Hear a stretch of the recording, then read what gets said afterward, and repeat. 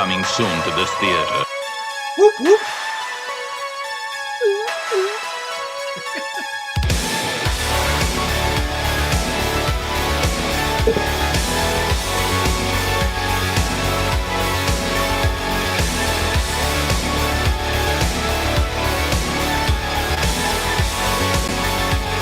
What up, everybody? It's your boy Brian, back for another episode of CG Horror Movie Club, the club where we watch and talk about horror movies. And we always try to make sure that whatever movie it is that we're covering, that it is not behind a paywall. So if you haven't seen the movie that we're discussing tonight, and you would like to see it, the link is down in the description where you can watch it for free. It's usually a link to something on Tubi or Plex, in which case the movie's unedited, but it has commercials. Not too many, mind you. And sometimes also it might be a link to like a YouTube rip or something like that, especially if it's something in public domain. But we want to make sure that, you know, that we're not like talking about like some awesome kick-ass horror movie and you don't have instant free access to it. Anyway, let me bring on my boy, your boy, in case you didn't realize it, you know, because sometimes people go through life not realizing important things are right there in front of them. Matt Butch Cleaver Burke, what is up, brother? What's up, brother? How you doing? I'm okay, man. I'm okay. Like I said, backstage, I'm like working on the new channel intro. What are you drinking, homeboy? I'm drinking Androvsky Ale. It's from Ukraine again. This one's a golden ale. It's just fucking fire, bro. It's really smooth. You know, no hangover, no piss. You know, like brewed with sugar. You know, like Anheuser style worth. right. Like Budweiser for long day. You know. I always say Budweiser is like fermented urine with like a couple of teaspoons of sugar just dumped in there.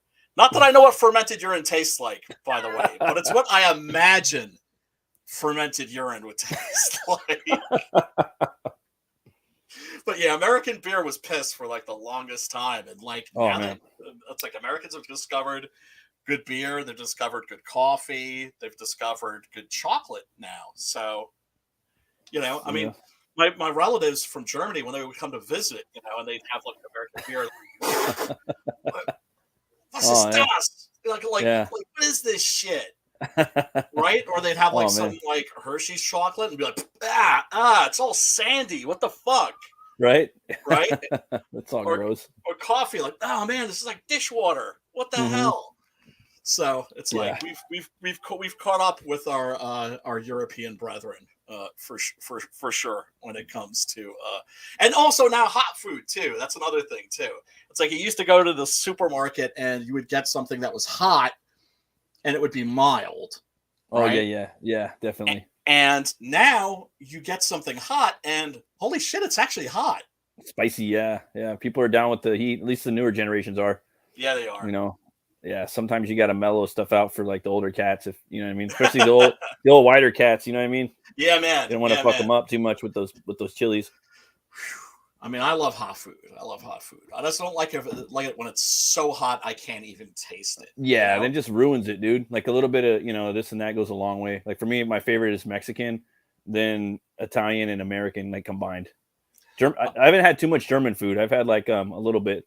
Like Schnitzel, I forgot what it's called. Wiener Schnitzel. Yeah. Wiener Schnitzel, you Schweinhund. Yeah, and they have like those noodles that are like pancake. They like Spätzle. Yeah, I've had that.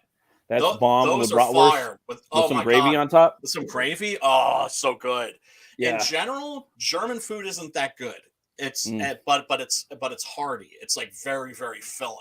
Oh, totally, dude. Like we tried to make it in my house. My wife, she actually made like these pancakes and sliced them really thin like noodles. And she made some gravy on the top, and then I grilled the bratwurst. And then we had like a nice potato salad because we would just do like our own little Oktoberfest. And then I'd get my boot and fill it up with some like 9 beers. But we don't really do that. You got Das Boot? Yeah, I have one. Yeah, she bought me one at the Mall of America like back in the day, dude. Over there on your side of the woods. No shit. Whatchamacallit, there's this place called the Jaeger House over in Anaheim because that was mostly like Dutch and Germans that settled over here. And it's an old fucking German restaurant. I don't even know if it's still, but there's like an old lady in the kitchen just like with the roller. She's like there by herself, and we would go there on the way to Comic-Con. Me and my buddy back in the day. But Nice. anyway, Yeah, when it comes to German food, really where German food excels is in baking. Yeah, I would think so. Like cakes and pastries and oh god, and hams for sure, like Black Forest ham. Oh yeah. Well, that's the thing is that it's very meat heavy. Yeah, definitely, and creamy. Right. Sauerbraten, I love too, but like I'm like kind of like a pescatarian now. Yeah, right. Now, mind you, Germany's like it's in Central Europe, so it's not exactly seafood heavy. Yeah, definitely, dude. Right? Since I went like a seafood guy, I'm like Japanese food for me, numero uno. Second would probably be Mexican. Third would be like Thai. Italian, you gotta love too. But I love Thai because it's like the right kind of spicy where your lips are tingling. Just right. Nose is running a little bit. Like Indian food, like anything that's prepared good. Pops in the hizzy. What up, Pops? What's up, Pops? You just wrapping up a stream, bruh. Ugly. I like that. Hold up. You gotta love yourself, baby.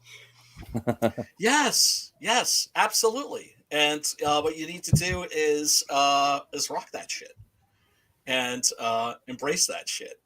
I've never pretended to be easy on the eyes. No, this was somebody's comic. Yeah. And I kind of repurposed it so that it didn't seem ugly. You know what I mean? Okay. I see what you're doing there. Oh shit, Pops froze. Police academy. I hate this internet connection. I know, dude. It's been killing you, man. I know. But you gotta be patient. Things will work themselves out. Everything's gonna be all right. Go crawl up into Comcast ass and I'm gonna make one of them bad posts on Twitter that everybody sees, and they're gonna rush out here and fix it, right?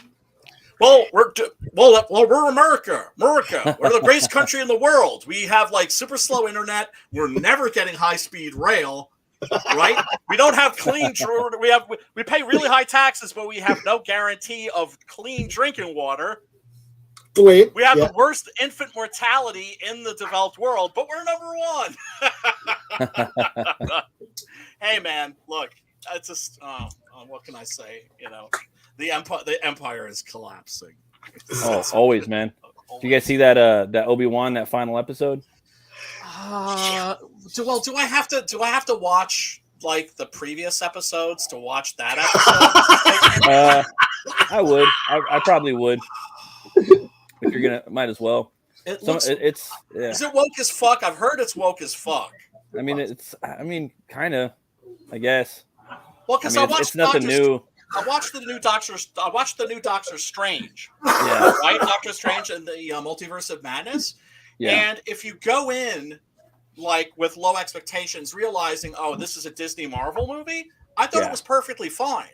That's how that is. Like that's what I expect from Star Wars. You know what I mean? For it to be like that. Oh yeah, well, in which case I'm just like, no, thank you. The only reason I even bothered with the new Doctor Strange was, of course, because it was directed by Sam Raimi. Evil Dead Sam Raimi. Yeah. Right. And actually, there's something in that movie I'd really like to discuss this with my fellow horror fans. And I'm pretty sure is a reference, like an audio cue from the Beyond. Dude. Probably, dude. I'm gonna watch it. I'll probably watch it tonight. I got it's free on Disney Plus, and then I'll probably gonna cancel my Disney Plus and get Hulu. Just because I don't know. Kind of over it. Check that out, and let me know if I just imagined that, because it's kind of like when Kong, King of Skull Island came out. A lot of people were like, was that a Cannibal Holocaust reference? Right? And then I saw it, and I was like, yeah, it was. So yeah. Everybody say hi to Sim. What up, Sim? Yeah, Sim. Hop in if you feel like it. If you don't, F you, you're a traitor and a coward. No, it's all good, brother. Sim, by the way, already got his campaign funded on the Kickstarters. Damn. And it is doing well. It is doing nicely. That's Tales a good of the little Net side Verse stream, dude. Fools.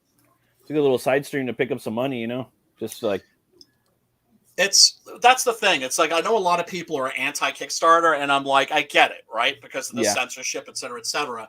yeah. But don't think that makes like Indiegogo our friends. Right. Right? Yeah. Because they don't care about us. They could fucking snap. Same thing with them, YouTube, everybody could snap their fucking fingers and we could be fucking gone tomorrow. Yeah, the guy the CEO of Indiegogo is a straight lefty.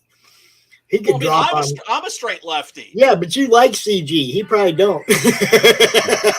Well, that's the thing. It's like I'm more of like a classical liberal as opposed to like woke left, which is just fucking, I tell people all the time, man. Look, I used to be free speech, advocate for legalization of marijuana, all this stuff. Right, and the ground moved underneath me, man. Yep, same here. Exactly. Now I'm a conservative because I believe in that stuff. Yeah. I know. Isn't that crazy? And that's like, and then all my fucking Democrat friends are like, oh, like you're a right winger now. I'm like, no, I stayed exactly where I was. You motherfuckers moved away from me. Yeah. Don't even fucking act like that hasn't happened. I think Sim's back there. Oh, is he? Oh, yeah. Hey, Coleman. Hello. What's up, Coleman? Oh, what up? What up, Coleman? Good to have you, brother. Thank you. Everybody who's tuning in. What up, Sim? Everybody who's tuning in, everybody in the chat, thank you so much for joining us tonight. We really do appreciate you. Smack that like button. You ever feel like you're living in clown world? Hey, Huge Juice, did you see my answer to you in a private chat?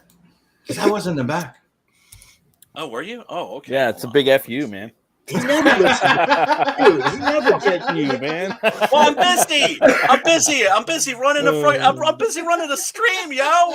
Yo, you're supposed to listen for that chime. That's supposed to be chime. I didn't hear no chime. Maybe I gotta like. Go make sure it's activated when you go in your settings. You hear it. Oh, okay. That's why you hear it. Boom. That means somebody's home. Somebody's knocking on the door. Let them in. Right. Open the door. Let them in. Yeah. So play a sound when a guest enters. Okay. Can I mention one of my favorite thing about The Exorcist, the entire freaking series? Yes. Turbidal Bell by Mike Oldfield. I was a big fan of Mike Oldfield. Like I love all this type of music. Yeah, me too. And come on, like that music is like the Christine music. It sticks to you. It has characters like the the same thing with Halloween. Yeah, John Carpenter's the master of it. Yeah. Yes. Carpenter, of course, went on just to like do his own thing, but the Halloween theme, it's kind of Tubular Bells. A bit, but right, it's very similar. Mike Oldfield. If you guys don't know what he does, go check it out because he does everything. Yeah, real visionary. He goes from like real like classical music type to new wave to guitars. Oh, that's crazy. Where he plays all the models of guitars through songs, and you're like, holy crap! Like pretty progressive, huh? Yeah, I like that. I like progressive stuff. Yeah, there we go. I remember that. Yeah, I mean, if you're like a fan of Goblin, for instance, like I am, Mike Oldfield is definitely somebody that you want to check out. But then again, if you even know who Goblin is, you know who Mike Oldfield is. If you know what I'm saying. Didn't he do like was it that one movie Suspiria? No, that was Goblin. Yeah, Goblin. Yeah, Goblin, which is Claudio Simonetti and like the best, like one of the all-time greatest rhythm sections in music history. They did Deep Red, they did Dawn of the Dead, Booyah Omega. They did a lot of horror movies, Contagion, and then Simonetti went off and was doing his own soundtracks. Like he did the soundtrack to Tenebrae. Then you had Inferno, which was scored by Rick Wakeman. And Tangerine Dream, of course. I like Basil Polidoris. He's like up there. Like he's been my favorite probably like for like the last 10 years. Just that RoboCop and Conan theme, Like, oh yeah, those are classic. In terms of like recent composers, I really, really like Brian Tyler. I think. Oh, he does so much. Yeah. Oh my God. So much. He's so versatile. Incredible. He's all over the fucking place. That guy. Yeah, he's really good. Was it Marco Beltrami? He was pretty good. Marco Beltrami is really good. He did Hellboy. Yeah, that's what I was thinking because he did that Elfman type, and that was like Elfman-esque, but even the Elfman stuff wasn't as good as him fucking doing the Elfman stuff, you know? Right. Even Marco did it better. Yeah. Beltrami's score to The Crow 3 is really good, even though that movie's not really good. No, you know what score I like a lot, and I always remember it when I think of like a cool score, and the guy doesn't really do American movies, is Thomas Jane's The Punisher. It's like an Italian composer. He doesn't do it, but it's just it's got a really good like score to it, almost like a Western, you know? Yeah. Yeah. Yeah, it has like the sad kind of downbeat to it. Yeah. Now that you mention it, wouldn't you consider like The Crow being a superhero horror movie? Definitely. Yeah, without a doubt. So it could probably make it on the show. Oh, definitely. Oh, absolutely. It's in the same genre. It's in the same kind of subgenre as RoboCop and Swamp Thing. It's about somebody who is transformed by death into like a something horrific, and it's horrific. Like that's horrific. I mean? It's unsettling. It's kind of Yeah. Another thing I came by to that I wanted to mention, Faust. Oh wow! Are you talking about the Brian Yuzna movie, Faust, Love of the Damned? That's the one with Jeff Goldblum. That could be a cool one. Mr. Frost. Oh yeah. Well, dude, new shit's popping up on Tubi and Plex and a bunch of other streaming sites. So if there's ever anything where you're just like, yeah, we should do this, and it's available on streaming, because I do want to stick to that theme. Because I hate the idea of like talking about a movie and then like you can't find it. Because I remember what that felt like when I was a kid. Yes, which was all the fucking time. I would read about these movies in my Monster magazines and be like, oh, that sounds amazing. I want to see that. But you couldn't find it. Brian? Yes. Now it's my time to say, fuck you. I'm in Canada. How many times do you think it happened with all those fucking toys? Oh, my God. Even the cereals back then, dude, I could not even get like those what's the name? Count Chocula, stuff like that. There's a point where I drove to Plattsburgh, right, just to get some fucking cereals and Bad Boy T-shirts, and you know that remember that old Bad Boys thing? Like I went there just to get that shit and the starter shirt that McFarlane did a Spawn. That's freaking awesome. That's dedication, Sim. That's dedication. Hey Brian, I was driving home from work yesterday, man, and that video you did dropped of you reading Poe. Man, that was good, bro.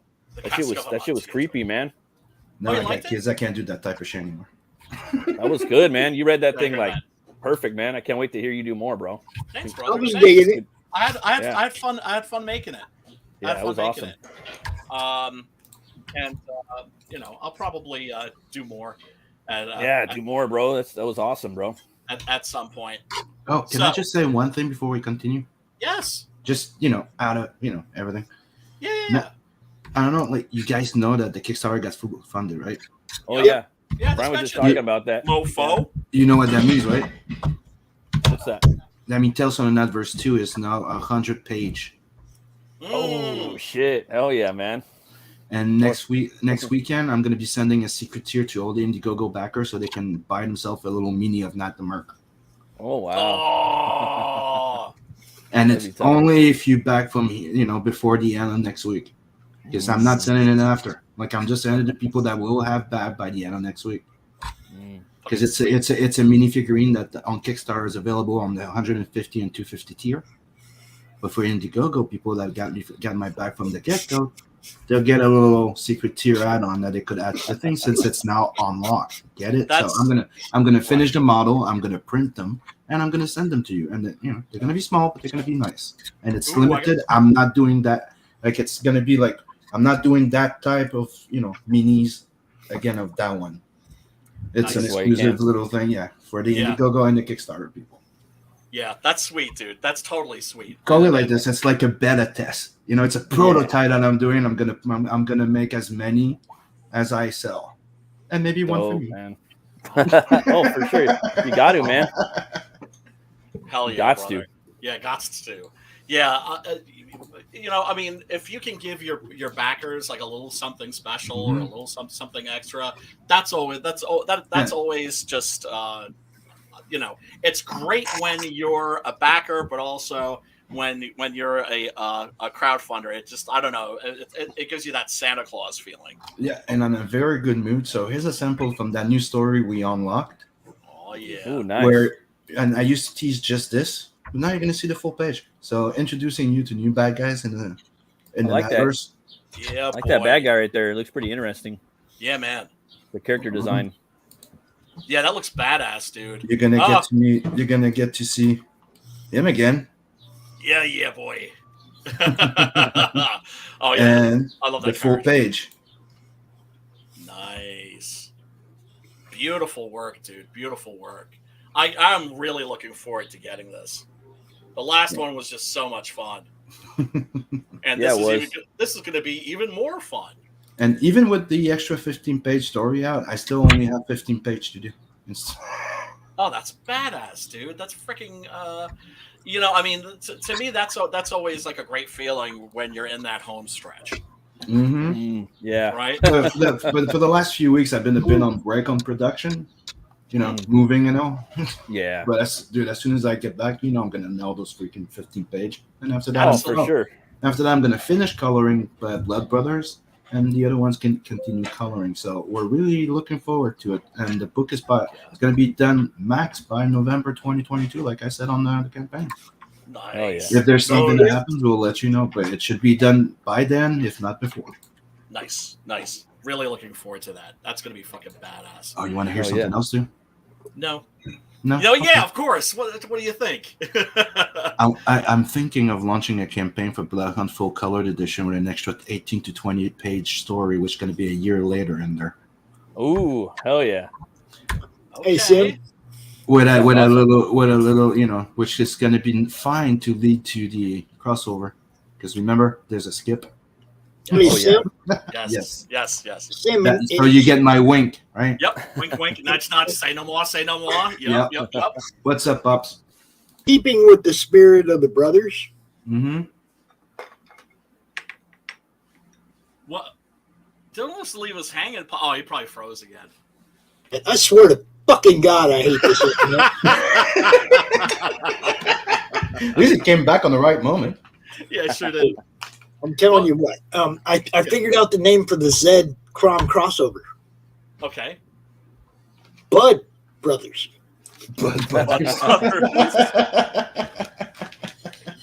Oh, Pretty man. catchy. It stays with the theme and everything, right? It does. It most certainly does, sir. Oh my God. Yeah, it would fit with the idea of what you want to do for it. Yeah.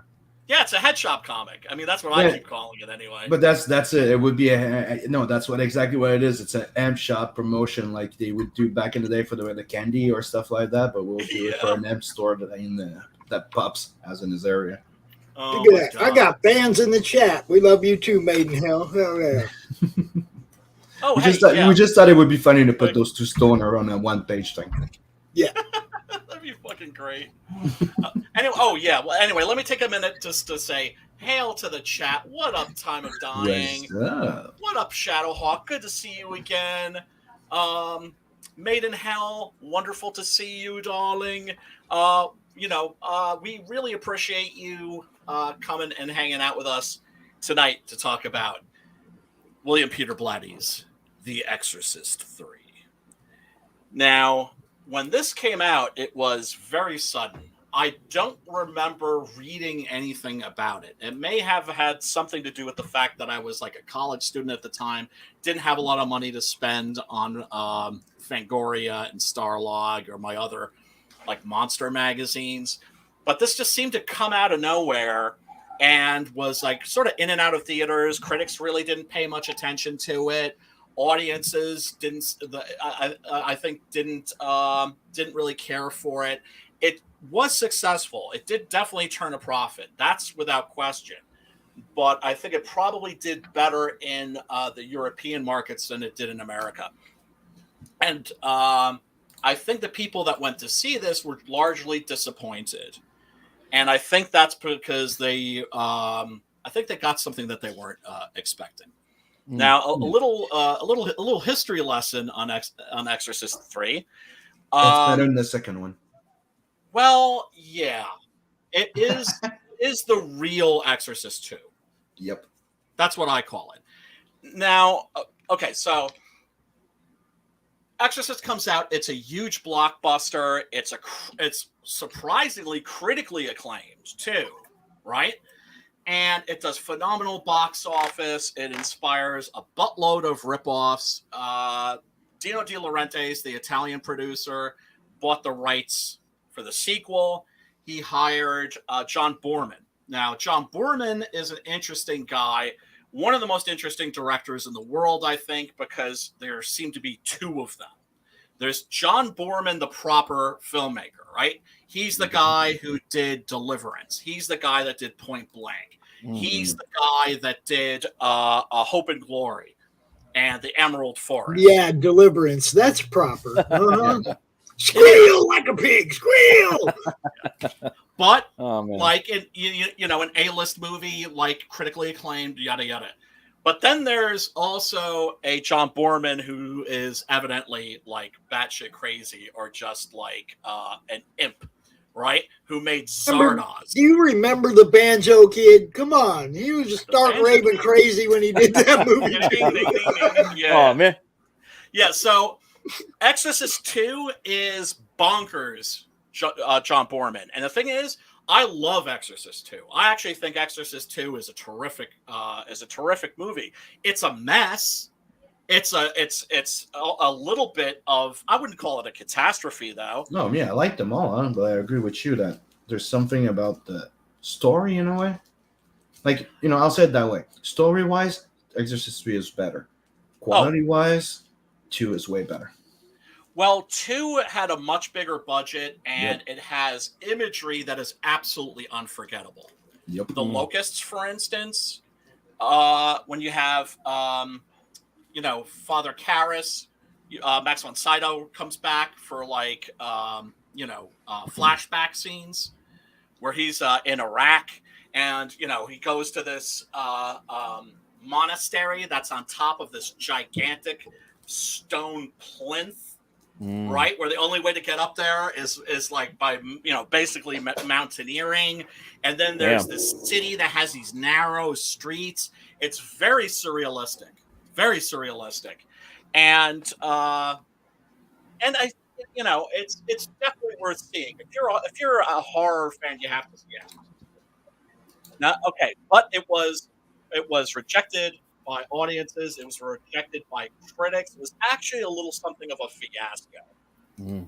So years and years go by. William Peter Blatty writes his own sequel, which is called Legion, right? And so I don't know what happened, but he managed to finagle not just writing the screenplay for this movie, adapting his own novel. He also directed it.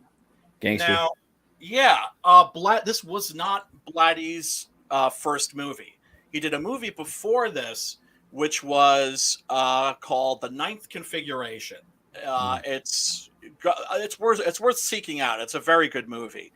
It's based on his novel Twinkle Twinkle Killer Kane, and I don't want to give anything. I don't want to give away like the big secret in that movie, so I'm not going to talk too much about it. But it was a very good movie. It didn't really get much attention. I remember when it came out on home video, I had never heard of it before. I had never seen it on TV. It just seemed to have been buried. Now, of course, it's regarded very well. Exorcist 3, when it came out, like I said, widely ignored. Critics weren't into it.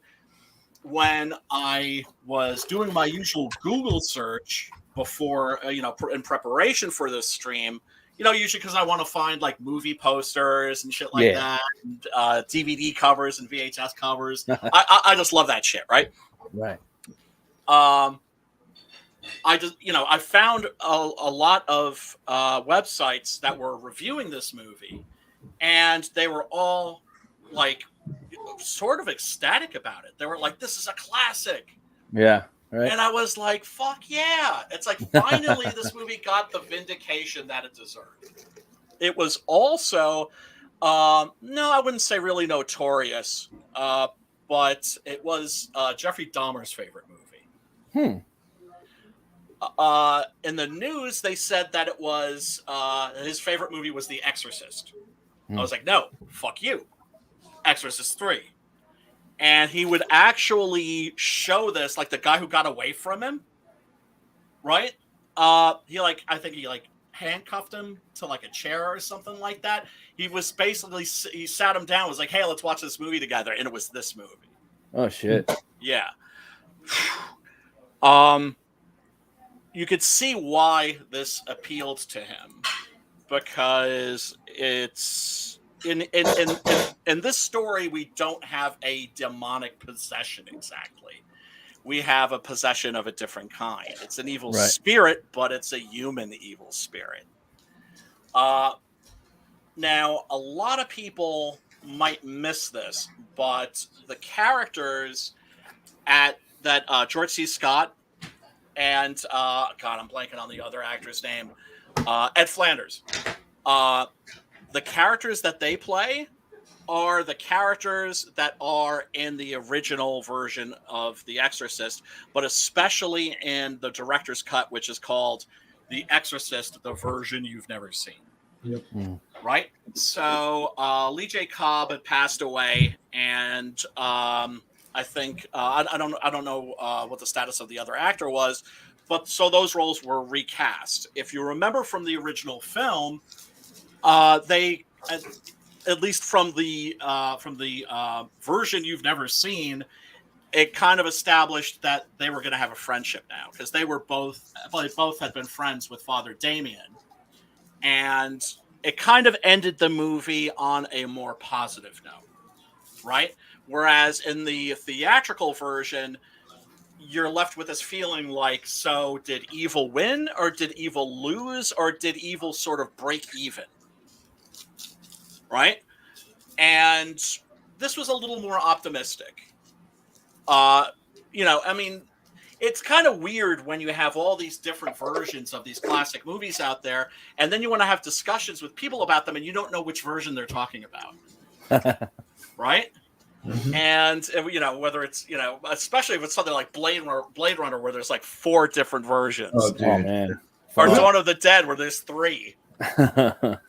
Right? But you generally know which version. I think it's weird that because of that, now we're stuck with the like the Han Solo thing. Like it's twice that it happens to freaking Harrison Ford. Did he shoot first? Or did he shoot second? He shot first. Right? He shot first. So it's the same thing in the freaking movies. Like everybody's like, is he a replicant or he's not? You're like, motherfuckers. Yeah, exactly. and then fucking Ridley Scott, turning and looking at the camera like, Deckard is a replicant. And I was just like, you lying motherfucker, dude. You lying motherfucker. You just wish that you'd made him a replicant. And so you were just gonna like, oh, well, I'll just kind of go back and make him a replicant. And Harrison Ford said, yeah, no, Deckard wasn't a replicant. The retrofit. He doesn't have super strength. And you would think that if he were playing a replicant, that he and the director may have had a discussion regarding this. Yeah. Right? In terms of his performance. So no, he's full of shit. But yeah, like multiple versions of Blade Runner. There are also 2 versions of Exorcist 3. There's the theatrical version, and then also I think it was either Arrow or Severin recently came out with a director's cut or a composite version, which is one of those cases where they have like a little thing, a little note before the beginning of the film letting you know, like, hey, you're going to notice that the film quality in this is going to be a little inconsistent, right? Because the original materials that they're cutting into the movie are probably not from like the original negative. They're probably from like a really good like video master. so you notice like a degradation in quality. But if you're, a fan and you want to see, okay, well, like what was Blatty's original version of this? Right. You get an idea, I'd like to see that. Cool. Yeah. I haven't seen it yet. I actually haven't watched it. That's definitely a DVD that is on my list. That's for sure. I love this art right here. This is great. Yeah, it's beautiful, man. What I liked about this movie, it reminded me a lot of like the Constantine books. Yes. For what short period of time was, and he put on his trench coat like about halfway through the movie. I was like, oh shit's about to get real. He's got his fucking detective gray fucking trench coat on, and seeing George C. Scott in here and yelling, and it's not in the file. Yeah, exactly. I believe in hatred. I believe in slime. Oh my god, that was just like the speeches, and then I think it's probably Brad Dwarf's best role, probably just because of the speeches he'd had to do. I love him in Lord of the Rings. I mean, obviously Chucky's cool, but he was great in Lord of the Rings. Yeah, I liked him in Halloween. And also he's in probably was best known for playing Billy Bibbit in One Flew Over the Cuckoo's Nest. The was like a really tragic character who's like in an insane asylum, not because he's insane or mentally handicapped, it's because he has a stutter. Right? Because they used to lock people up, deaf people, for instance, they would lock them up. And because they just assumed that they had like brain damage or something like that, or people leaving the theater puking, etc. Shadow, you're talking about the original. Oh yeah, right? I heard about that. I remember when, it caused like a hysteria, and you can go on YouTube and watch like local news broadcasts that were covering that story. That movie terrified people. That movie terrified me. I watched it like on TV. I remember like on the little TV box in my sister's room. I don't know how old I was. It was cut for television, and just hearing the voice. Like for me in this movie, the scariest part was when the father's giving the confession. Oh yeah, you hear that voice. The old lady, demonic lady voice. That was the scariest part of the movie. That, and then there's that one scene where it hangs in the hallway towards the end. On the nurse, and then the security guards come in, and she walks into the room and comes out. I was just like, "Oh man, that shit's." We're gonna go back and rewatch that. We're gonna get into that because this movie has one of the best legitimate jump scares in horror movie history. It had to have been that. Had to have been that scene. Now, when I say legitimate jump scare, what do I mean? There are illegitimate jump scares. Illegitimate jump scare is the lazy one where basically you just have something pop out and you make a loud noise and people pop up in their seats, right? Yeah. Very lazy, very, I almost consider it cheating, right? And there's nothing wrong in a horror movie with the occasional cheap shot. Yeah, yeah. But it had this jump scare. It had this one that fucked me up. Yeah, exactly. And we're going to get into the anatomy of that scene actually, because I think it's very educational. I think that it's something that contemporary filmmakers could learn a lot from, because it's set up in a really masterful way.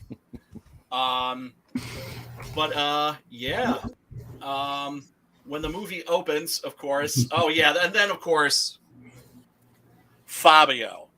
All right, that fool's chilling. Yeah, that was cool, man. I like that. Those sequences, Yeah, it's a dream sequence that George C. Scott's character has, where he's in heaven, and heaven is like basically like in a train station. Yeah, everlasting. Yeah. Did you see Jenna's Catholic comment there? Yeah, that's what I was laughing at. Yeah, the power of Christ compels me to tell you the truth that 3 is almost as good as the first. Yeah, man. I agree. I agree with that. It's a different genre altogether. It's a fucking cop. But to me, it felt like second one, they tried to do something more commercial and try to go more on the I don't know about that. I don't know about that because that movie's insane. The second one? Yeah. Exorcist 2, the Heretic. Gonzo or what? It's just bonkers. I haven't seen that one. That's what I mean. They went on more of the crazy part, forgetting a bit more of the story structure. When you get to the first one, you have a more a more of a sober story. You know, like the first one was like it's crazy, but you know, Yeah. you know what I mean? Right. Like they didn't go like let's put all our money on the crazy, Right. and Right, then you right, and, right. then, and then you go like yeah, but there's something that don't make sense. Who cares? Right. Well, I think it's a lot like Zardoz in that it has too many ideas for its own good. That's cramming too many ideas into too small of a space, right? Yeah. But you know, it's what can I say? I love it. I love Exorcist 2, while acknowledging its very obvious flaws. But this is really the proper sequel. I wish they had called it Legion, or if they could just called it The Exorcist: Legion. That would have been good. You got to throw that 3 in there though. Well, yeah, because I don't know. Because I mean, it's just because it's acting as though Exorcist 2 didn't happen. Now, in Exorcist 2, we do get a very vital piece of information, right? Which I think is conveyed in a scene that really is very emotionally touching. That every time I see it, it moves me very deeply. That's the scene where you find out why Reagan was chosen to be possessed by the devil, or in Exorcist 2, the demon is identified as Pazuzu, right? And although, correct me if I'm wrong, in The Exorcist, there's never a proper ID. Like the demon says it's the devil himself, but it's a demon. You can't believe what it's saying. Yeah, it's gotta like. Don't you hear it in the extra long cut or something? I'm not sure. I'm trying to remember. No, that's why I'm asking. I think we do in the extended edition, like the Time of Dying. Maybe. I love Zardoz too. Holy shit, that movie is just bonkers. I especially loved it when I was a kid. Anybody that hasn't, if you want to see, if you really want to see Sean Connery like in a red diaper with pistols. I've heard of that one. The inspiration for Lilu's costume. For whose? Lilu's costume in The Fifth Element. Interesting. I don't think it is, but come on. I heard. Is that the one where he's got those big like those big boots? Yes. Yeah, big boots. Yeah, the riding boots. I heard someone was doing like I forgot what YouTube channel, or someone was doing a comparison where a lot of like comic books from that era, they kind of took some inspiration from that. Oh yeah. He basically has the same boots as Killraven. And hair and everything, like the whole fucking getup. Like there was a bunch of different ones that like people fucking like that. You know, I haven't seen it yet, but I love me some Sean Connery though. Oh, Zardoz, you're gonna love that. Oh no, actually, I can't guarantee that you're gonna love that. You might probably will though, dude. You might find the whole thing bewildering, but I can guarantee you're not gonna forget it. Did you ever watch what's the name, Rick and Morty, Matt? No, man, I never got around to that. Okay, well, the principle is then they make fun of it in there. Like there's the guys and girls are separated. You're gonna like it. I'm pretty sure you're gonna. Everyone's telling me to watch it. I got to check it out. There's so much stuff, dude. But if you want to see another good movie that I haven't seen before with Sean Connery, that's in space. That's pretty goddamn good. Outlander. Yeah, Outlander. That shit's tight. I see that. That's pretty freaking good. Yeah. That's tight as fuck. It's high noon in space. Dude, it's fucking, it's blue collar fucking space, you know, like that we like Alien and a bunch of other shit that we like. Yeah, it feels like you're watching an alien movie, but it's not, because the bad guys are just people. It feels like it takes place in the same universe. Yep. Yeah. Right? Yep. And I like that blue color. It takes place in the same universe. Dude, have you guys seen Pandorum? Did you ever see the comic book they did of it? Yes, dude. Pandorum's fucking awesome. Very underrated. That guy's a big fucking storyboard artist too. The director, he gets down like, oh, that one was good. I bought it. I watched it once and bought it, and I don't watch it once after that. But I was like, it was a nice surprise, like Event Horizon. Right? Yeah, it was like Event Horizon. Yeah, but better, I think. But you know, that's just me. And there's Patrick Ewing chilling. Yeah, there are a lot of like really bizarre cameos in this. Like Larry King is hanging out. I want to get in. Yeah, I mean, and who else is hanging out here? C. Everett Koop, who was like the Attorney General. Oh yeah, here's like the little thing, the little disclaimer at the beginning of the director's cut. Yeah. So they cut in pieces from probably like a really good VHS. Yeah, from the film's dailies. Yeah. So oh yeah, and here's a nice little still of Blatty himself directing Brad Dourif. Now, William Peter Blatty's a really interesting cat because he's somebody who did a lot of research for The Exorcist. He was a Catholic, and he believed in this stuff. I always say that the horror film is where the modern outlet for religious art, right? Like, going back to like the Dark Ages, all art was religious art, right? Until you got to the Renaissance. But all known art. Yeah. Yes. And so in the modern world, of course, especially once you got to, the narrative storytelling, not being so much interested about the bigger picture, but coming in really close and focusing on the antagonist and the human condition, a lot of basically religious art to a large degree disappeared. Now, I guess you could maybe call the Left Behind novels religious art. Certainly not my kind of a thing, but I think so many horror films have religious themes to them. And I really think that that's where religious art has gone to express itself in the 20th and the 21st centuries. Where did the universal evil come from? Exactly. Yeah, right. The Bible, religion, that's, yeah. That's, Right. But, you also think about remember Rocky Erickson was talking about this in an interview. If you don't know who Rocky Erickson is, remedy that shit stat, right? He kind of invented like horror rock in a way. His name's spelled Roky Erickson, ERICKSON. Rocky Erickson. He was talking about how in the early monster movies, right? The evil is out there, right? And when you study monstology, which is the study of monsters, you notice that, like, for instance, in medieval art, it's the monsters out there. You go into the forest, that's where the monster is. So watch your ass. Don't stray from the path, right? That's where the dragon is hanging out. That's where the ogre is hanging out. The witches.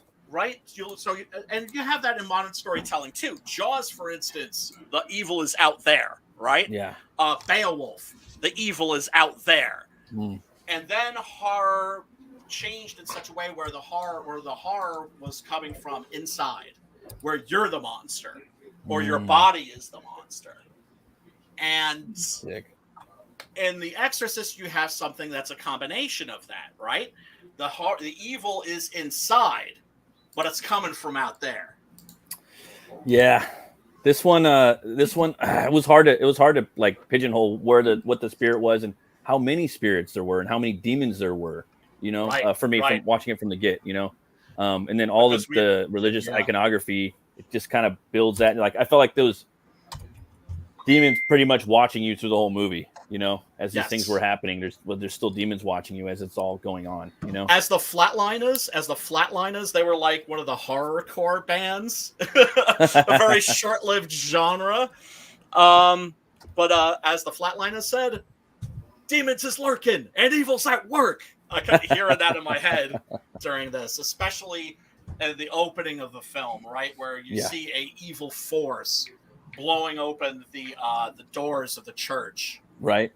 And it's very, very clear, like, guess who's in the house? If it's not the devil himself, it's one of his very close associates. And it's crazy too with The Exorcist, like, it's pretty logical. Like, okay, we've unearthed a demon from the Middle East, from biblical era, times. Well, we brought it to America. Well, and somewhat.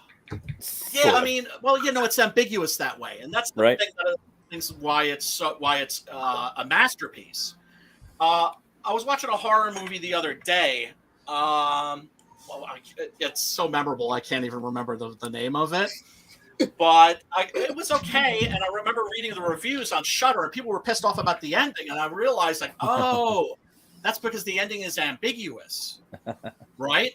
And people these days they want everything explained to them. Yeah, ambiguity is fucking dead. Well, I shouldn't say that it's dead, because there are people who are still making horror that way, and as evidenced by the movie whose title I can't remember right now. But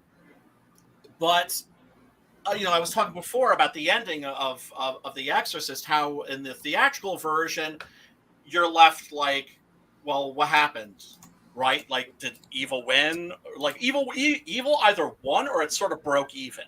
Yeah, basically broke even, right? Broke even. And then you watch the I don't call it the director's cut. I call it what they call it, which is the version you've never seen.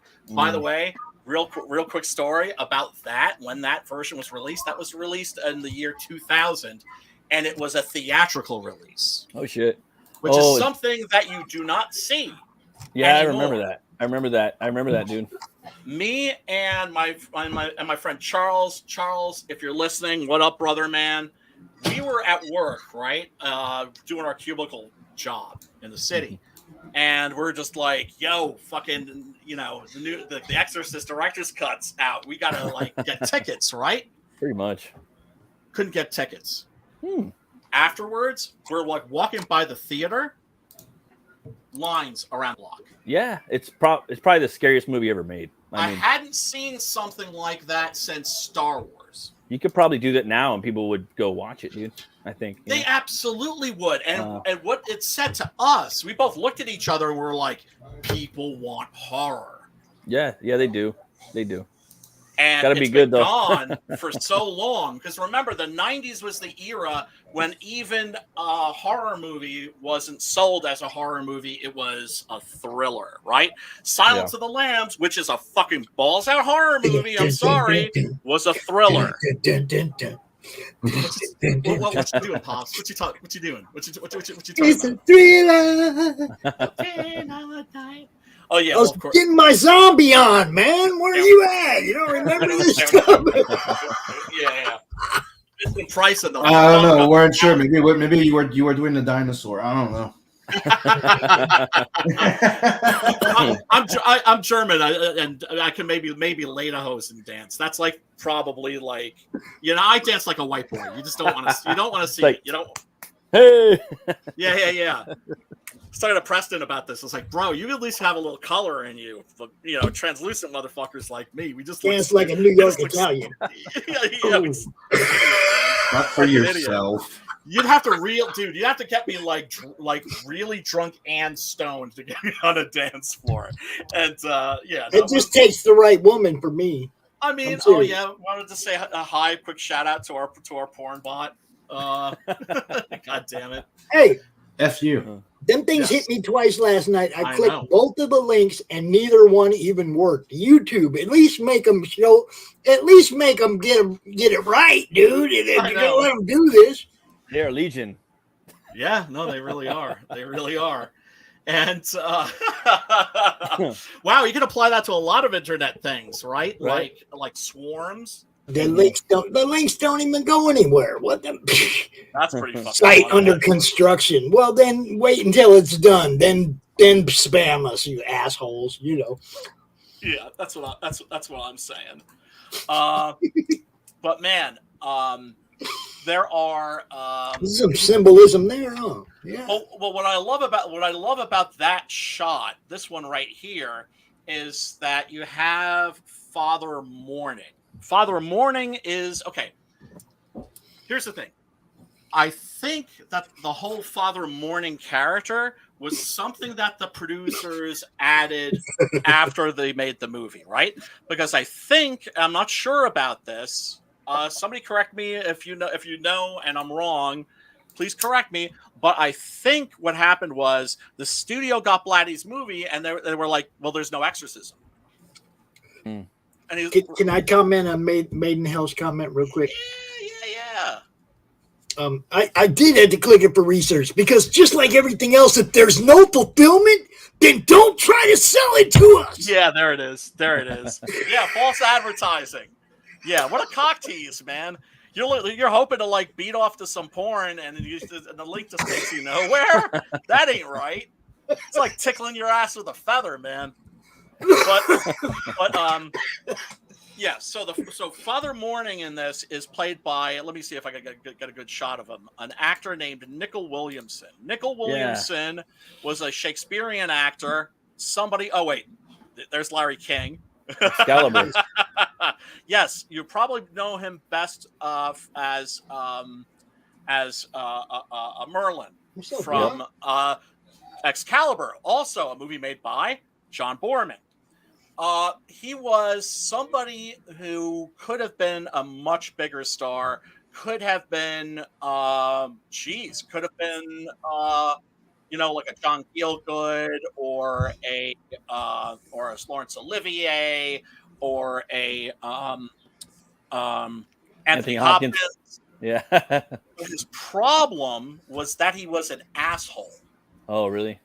Yeah, very difficult to work with. Actually caused a scene on stage during a play, which I think may have been Hamlet, where he and the other actor were fencing, right, having a stage fight.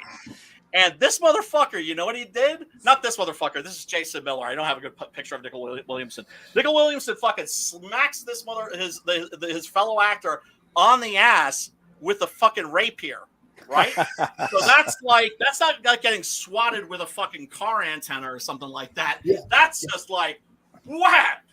So that shit left a welt, I guarantee you. And the other actor was so pissed off, he just fucking stormed off stage. Left Williamson there, just like looking like, I don't know. He also played Cagliostro in Spawn, also. Yes. And that was an indication of how far he had fallen. He was an actor who should have been in way, way bigger movies than fucking Spawn. It was cool seeing him in here, though, man. Like, he gets fucked up. Like, I don't know. And he did good line delivery, you know? Like, he's like the... Brilliant actor. Great actor. Right? I will deliver you from evil. yeah, fantastic, right? Couldn't have cast that part better, but geez, man. There's a movie he's in called Venom, which also has Oliver Reed and Klaus Kinski. I'm thinking, oh my god, like either one of them would be a handful for a director. All three of those motherfuckers at the same time. Oh my god, I would read a book about the filming of that movie. But anyway, to get back on track. So what George C. Scott's character discovers is that Father Karras. Well, first of all, there's a serial killer that's going around that's doing these really, really hideous murders. They're comical in a really sick way. They're racist too. Like he cuts off this black kid gets his head cut off and replaced with the head of Christ from a crucifix, which is then smeared with minstrel makeup, like minstrel show, blackface, right? So really sick shit, and something that fits the MO of a guy who's been dead for 15 years. And George C. Scott's character is very much about his character coming to accept the supernatural, right?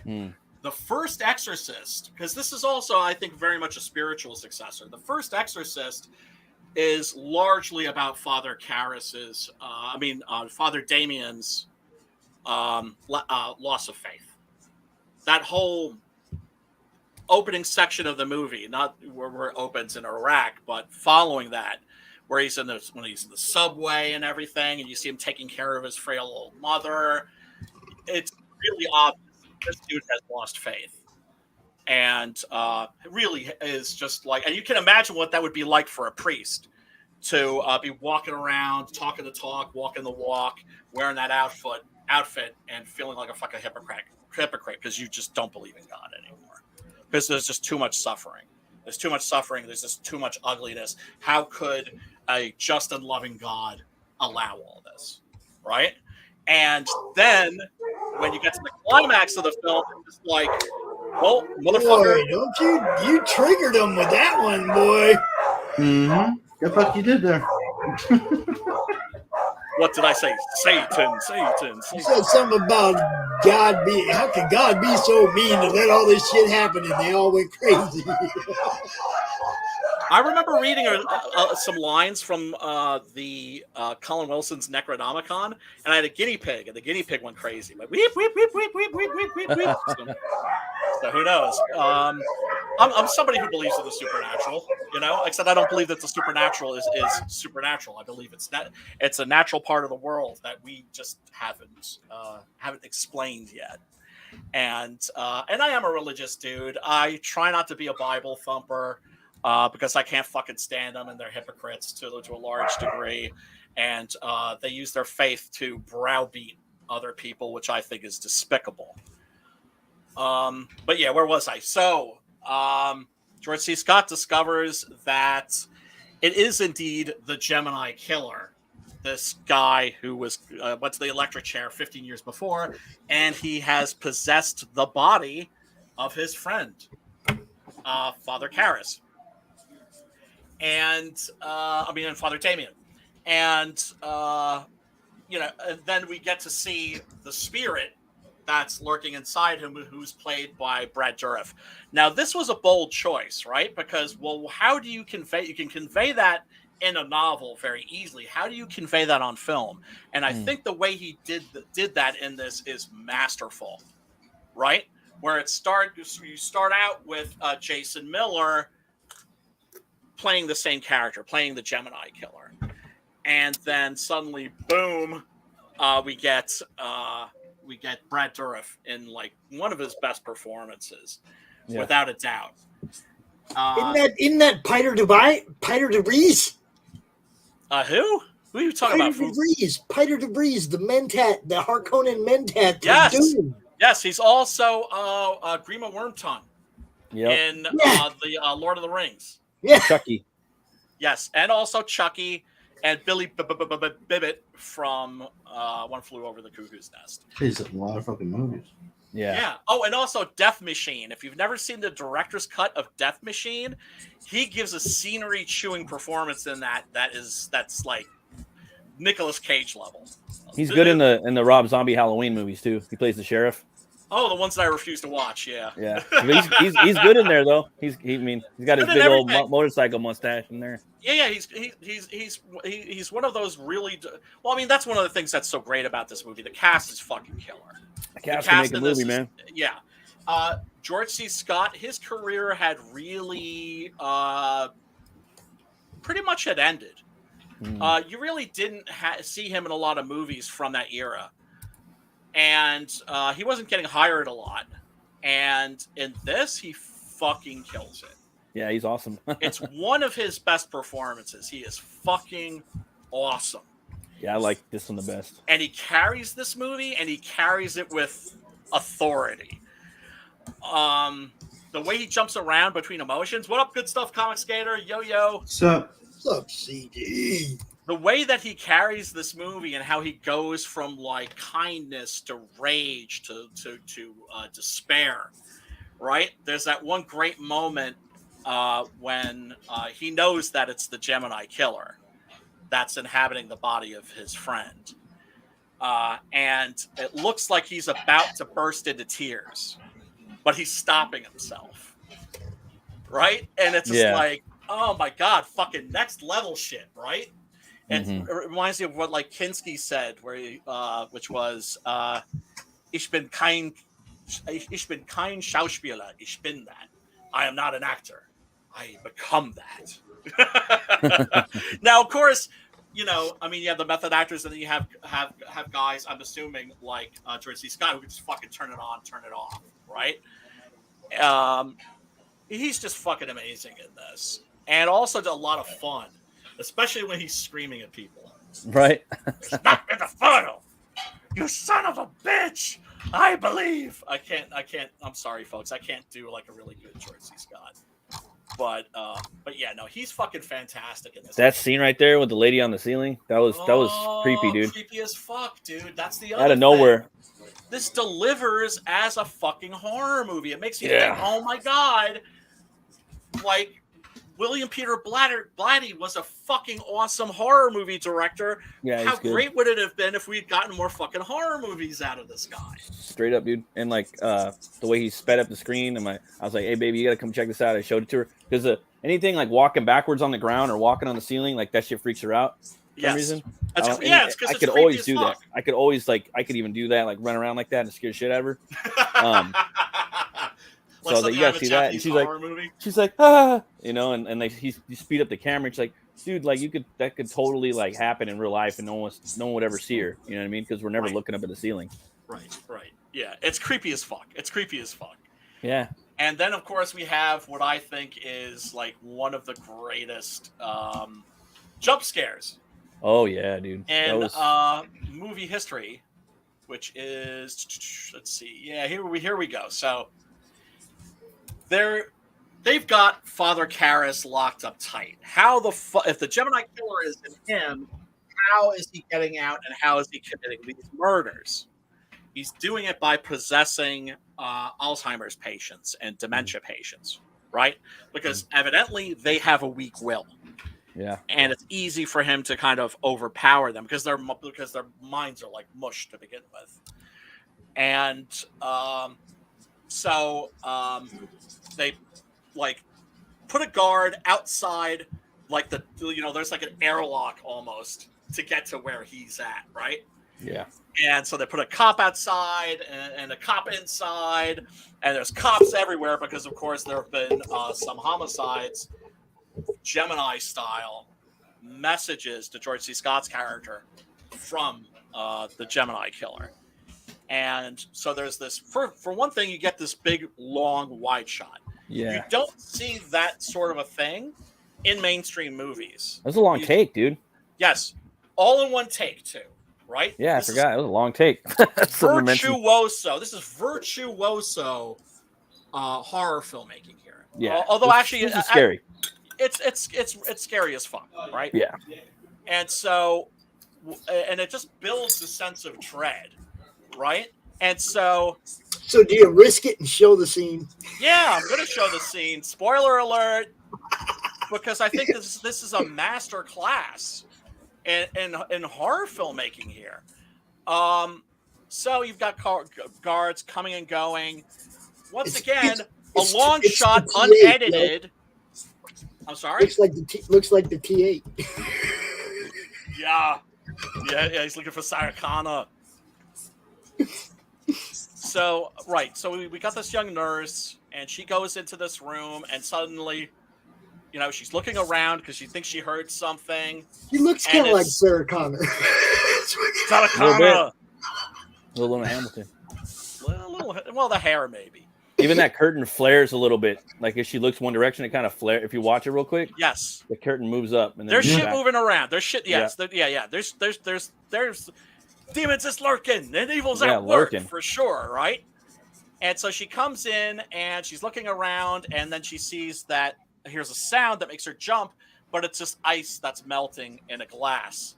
Yeah. And she takes a deep breath, like, and then boom, this motherfucker pops. That was a pretty cheap scare. That got me too, because I was watching on my computer and the whole screen was like, whoa. That's the cheap shot. That's the cheap shot, right?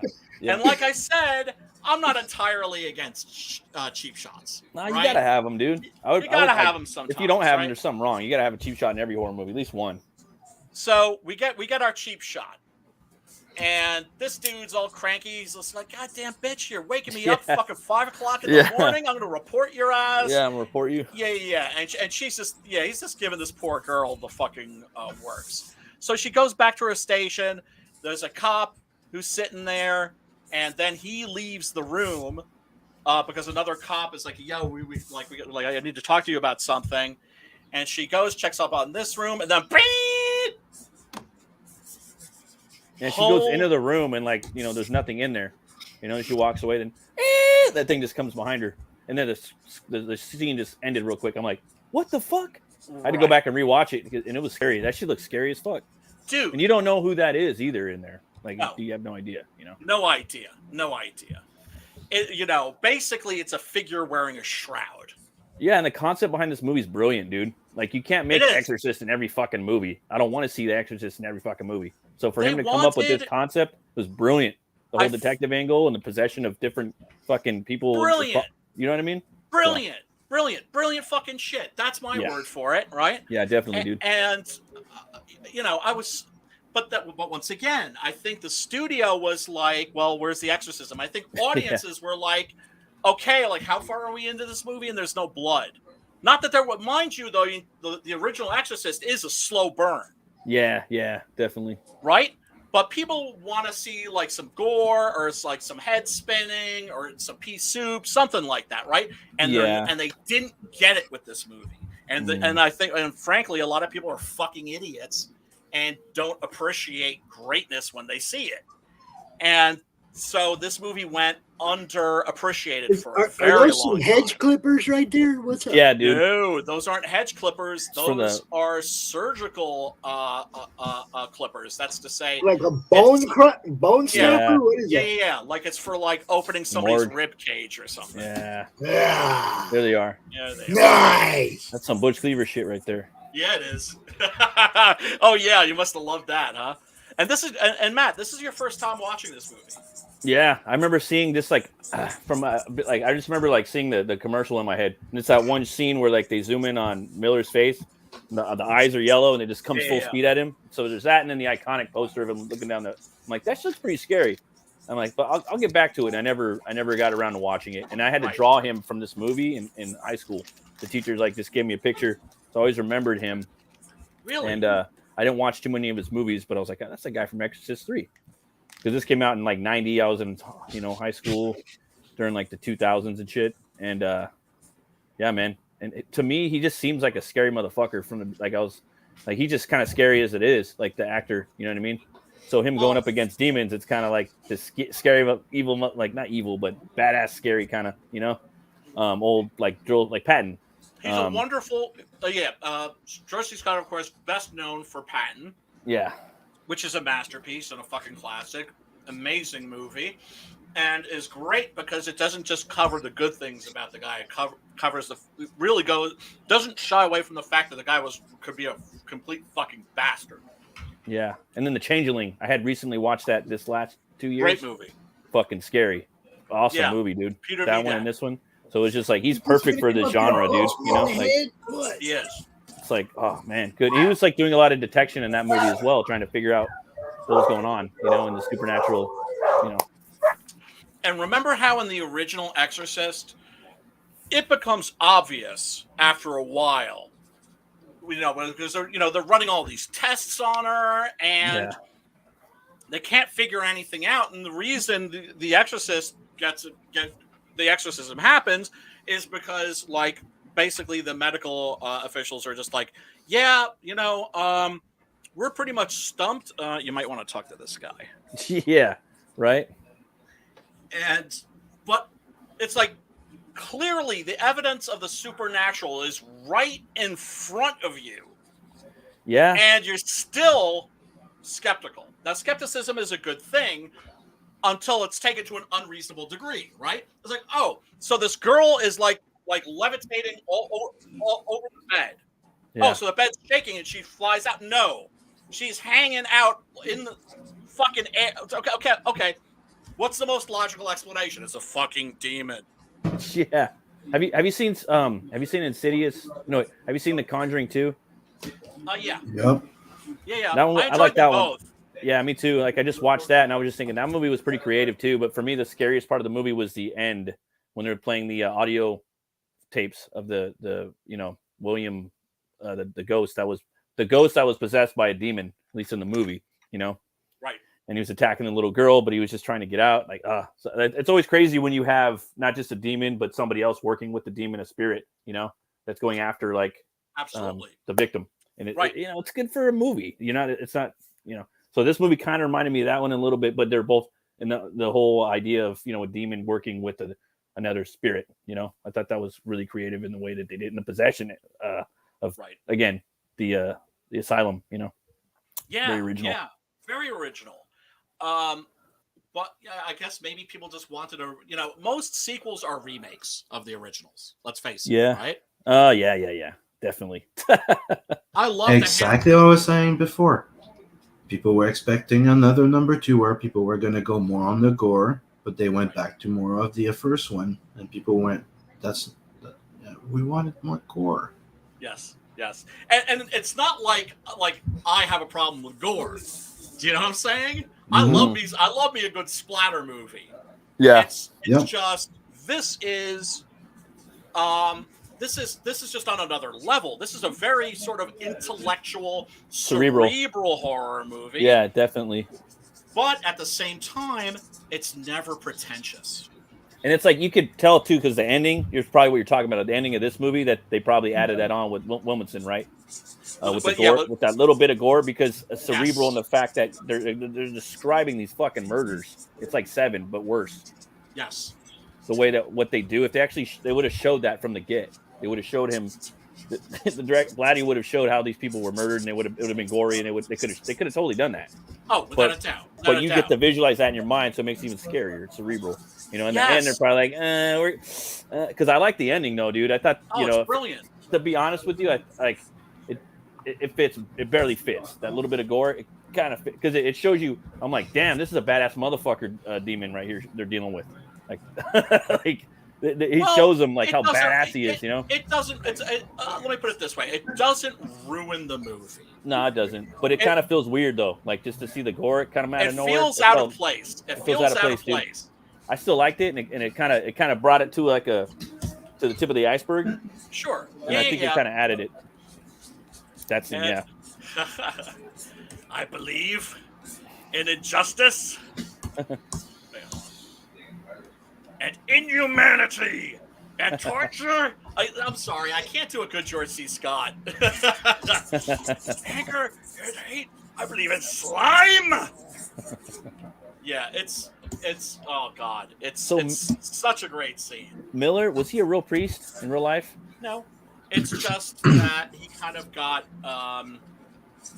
the Exorcist. He's one of those actors where I think he was so identified with the role that it fucked up his career. Like they didn't want to cast him as anything other than priests. Someone told me that in the first Exorcist movie there was a priest that acted in that movie that played a priest. Is that correct? Wasn't him though, right? The guy that fell down the stairs. This is him, right? This is Miller. Jason Miller, yeah, but Jason Miller wasn't a priest. He wasn't, right? I don't. Not in the first one. No. So he didn't. He wasn't the actor from the first movie, right? No, he is the actor from the first movie. It's just that he wasn't a priest in his private life. Okay, so I heard that someone was a priest in their private life that played in the first Exorcist movie. That's entirely possible. So I heard that Fredkin smacked that priest to get him into the role. Like he was beating people in that movie to get the. There's documentaries on The Exorcist about Fredkin fucking people up. There's a new one. Yeah. So I'm like, well, is that dude a priest? Because he's the main dude, and he seems like the person that he would be smacking to get into character for the role. You know what I mean? Yeah. So was he a priest for maybe 6 months before the movie? I don't know. Is it probable? I don't know. I'm sure it says on his IMDb page. I'll look that shit up. Because I'm like, why would he come back for this movie to do the demonic part? But then maybe, because sometimes, some religious people, they'll maybe do something like this to show, what could happen and, the seriousness of being possessed. Remember that the Conjuring movies are produced by the Catholic Church. Oh, I didn't know that. Yes. Okay. Yes, they absolutely are funded by the Catholic Church. Yeah, it's one of those things. It's very much on the down low. I let my daughter watch them. You know what I mean? And I think that those are really. I think that those are really good entry level horror movies. Well, dude, to me they're terrifying. It didn't even phase her. They're very good. It scares the shit out of me. They still do. It doesn't even fucking phase her. Isn't that amazing? I'm like, why the fuck doesn't this shit scare you? I'm like, you just don't know the world enough. You just don't know the world enough. Come back and watch it. But for me, The Exorcist, I saw just a clip of her, of Reagan. When I was a kid, just with the old lady voice, and that fucked me up. I couldn't watch the movie. Mercedes McCambridge was the actor who did the voice of the demon in that. She was best known for being in the legendary Freudian Western Johnny Guitar, where the men are like the hero, Giant Guitar, is like totally useless. And it's like it was her, Mercedes McCambridge, and Joan Crawford get into like a all out lesbian bitch war. It's you've never seen anything like it. It's a very bizarre movie, like in a good, really good way, right? Yeah. And so it's a cult movie as a result. When she was doing the voice of the demon for The Exorcist, she was like smoking cigarettes. I mean, she was a smoker to begin with, but she would like really fucking hit it. Yeah, really you gotta hard hit that. Yeah, to get her voice, and then like definitely cop that shit in there. Back a little whiskey and everything to get it right where it was. No, it's just like in fucking Suspiria.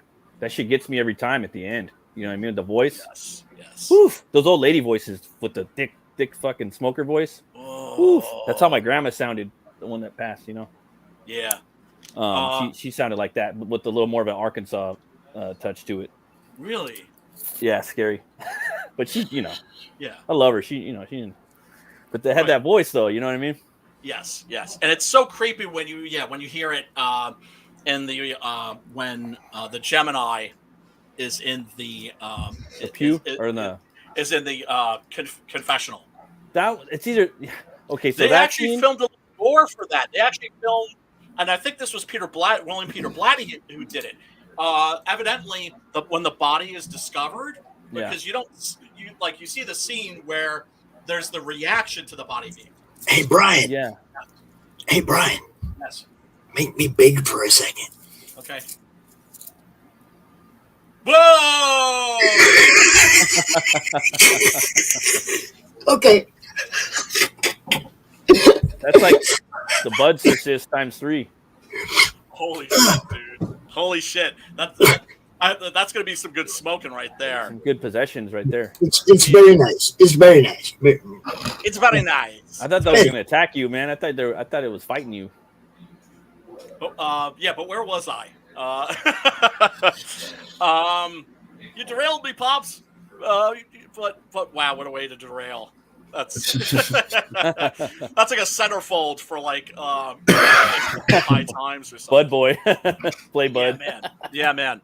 I told you, Sim. Bud Brothers. I told you. Bud Brothers. But what the fuck? Oh yeah, that's right. Extra gore. Originally, Blatty shot a scene where where the confessional is open and the priest is sitting there. His body is sitting there headless, with holding his head in his lap, like he's giving himself head. Oh wow, yeah, it's hard, bro. It's hard. Like I'm thinking, like, damn, like less is more. Like describing it's probably the best way to do it. It can be. It can be. But maybe not. It's hard. It's hard. One of the things that was really interesting about the making of The Exorcist was that in the novel, and that is, by the way, if you've ever read the novel, the movie's very faithful. Like that's actually a movie where I could say you don't even need to read the novel. Like it really captures it perfectly. It's actually even better than the novel, I would say. But William Friedkin in the novel, all the obscenities, all the your mom sucks cocks in hell and all that stuff. Yeah, dude. Right? That's so unforgettable. That's not in the novel. In the novel, he just describes it, the spirit, as spouting like blasphemies. Yeah. Right? And just vile shit. But you don't hear what it is. He leaves it to your imagination. That doesn't work for a movie. Yeah. So William Friedkin called William Peter Blatty up and then was like, dude, and William Peter Blatty was actually very closely involved with the making of that movie. And so Friedkin called Blatty up and was like, dude, I need obscenities. Right. Can you write some for me? And he was like, well, what kind? The worst. Okay. And that's where he got your mother sucks cocks in hell. Yeah, dude. It's like, yeah. So in that movie shows a lot of it. You know what I mean? I mean, it does. So it's like, it's shocking. I guess it could have shown a little bit more, maybe in this, maybe not. Well, this one works good though. I don't know if they would have showed some of the dead people from the scenes. It would have been more like 7 if they did it. Probably a little. Well, I mean, 7 doesn't show all of them either. Blatty, it shows some of them. Right. Blatty, I think, made the right decision. It doesn't need it. It doesn't. It don't need it, right? I don't think it would have. I don't think it would have hurt the movie. I don't think it would have been as clumsy as the gore that we get at the climax of this, right? Yeah. Where it feels sort of like it's there just to like, okay, here, we'll give you some gore. Well, I'm like, is the perimeter of the room like boiling? You know what I mean? Like, how is it? Like, it doesn't really make sense. How's his flesh sticking to that? You know what I mean? It's an inferno, I guess, maybe. Like, I don't know. Like, I would have probably like done something different, maybe. First, I don't know. Maybe not. Right. It doesn't ruin the movie. No. It doesn't damage it, but it does seem out of place. Like you can tell, like, oh, this is like this is the shit that they added in reshoots or whatever. But it's not like it damages the movie. No, it doesn't. It's what can I say? It's a classic. It deserves to be recognized as a classic, and I'm happy to say it actually is now recognized as a classic, because I was shocked by how, like, all the different websites, all the different reviews I was reading, they were all like, this is a fucking amazing movie.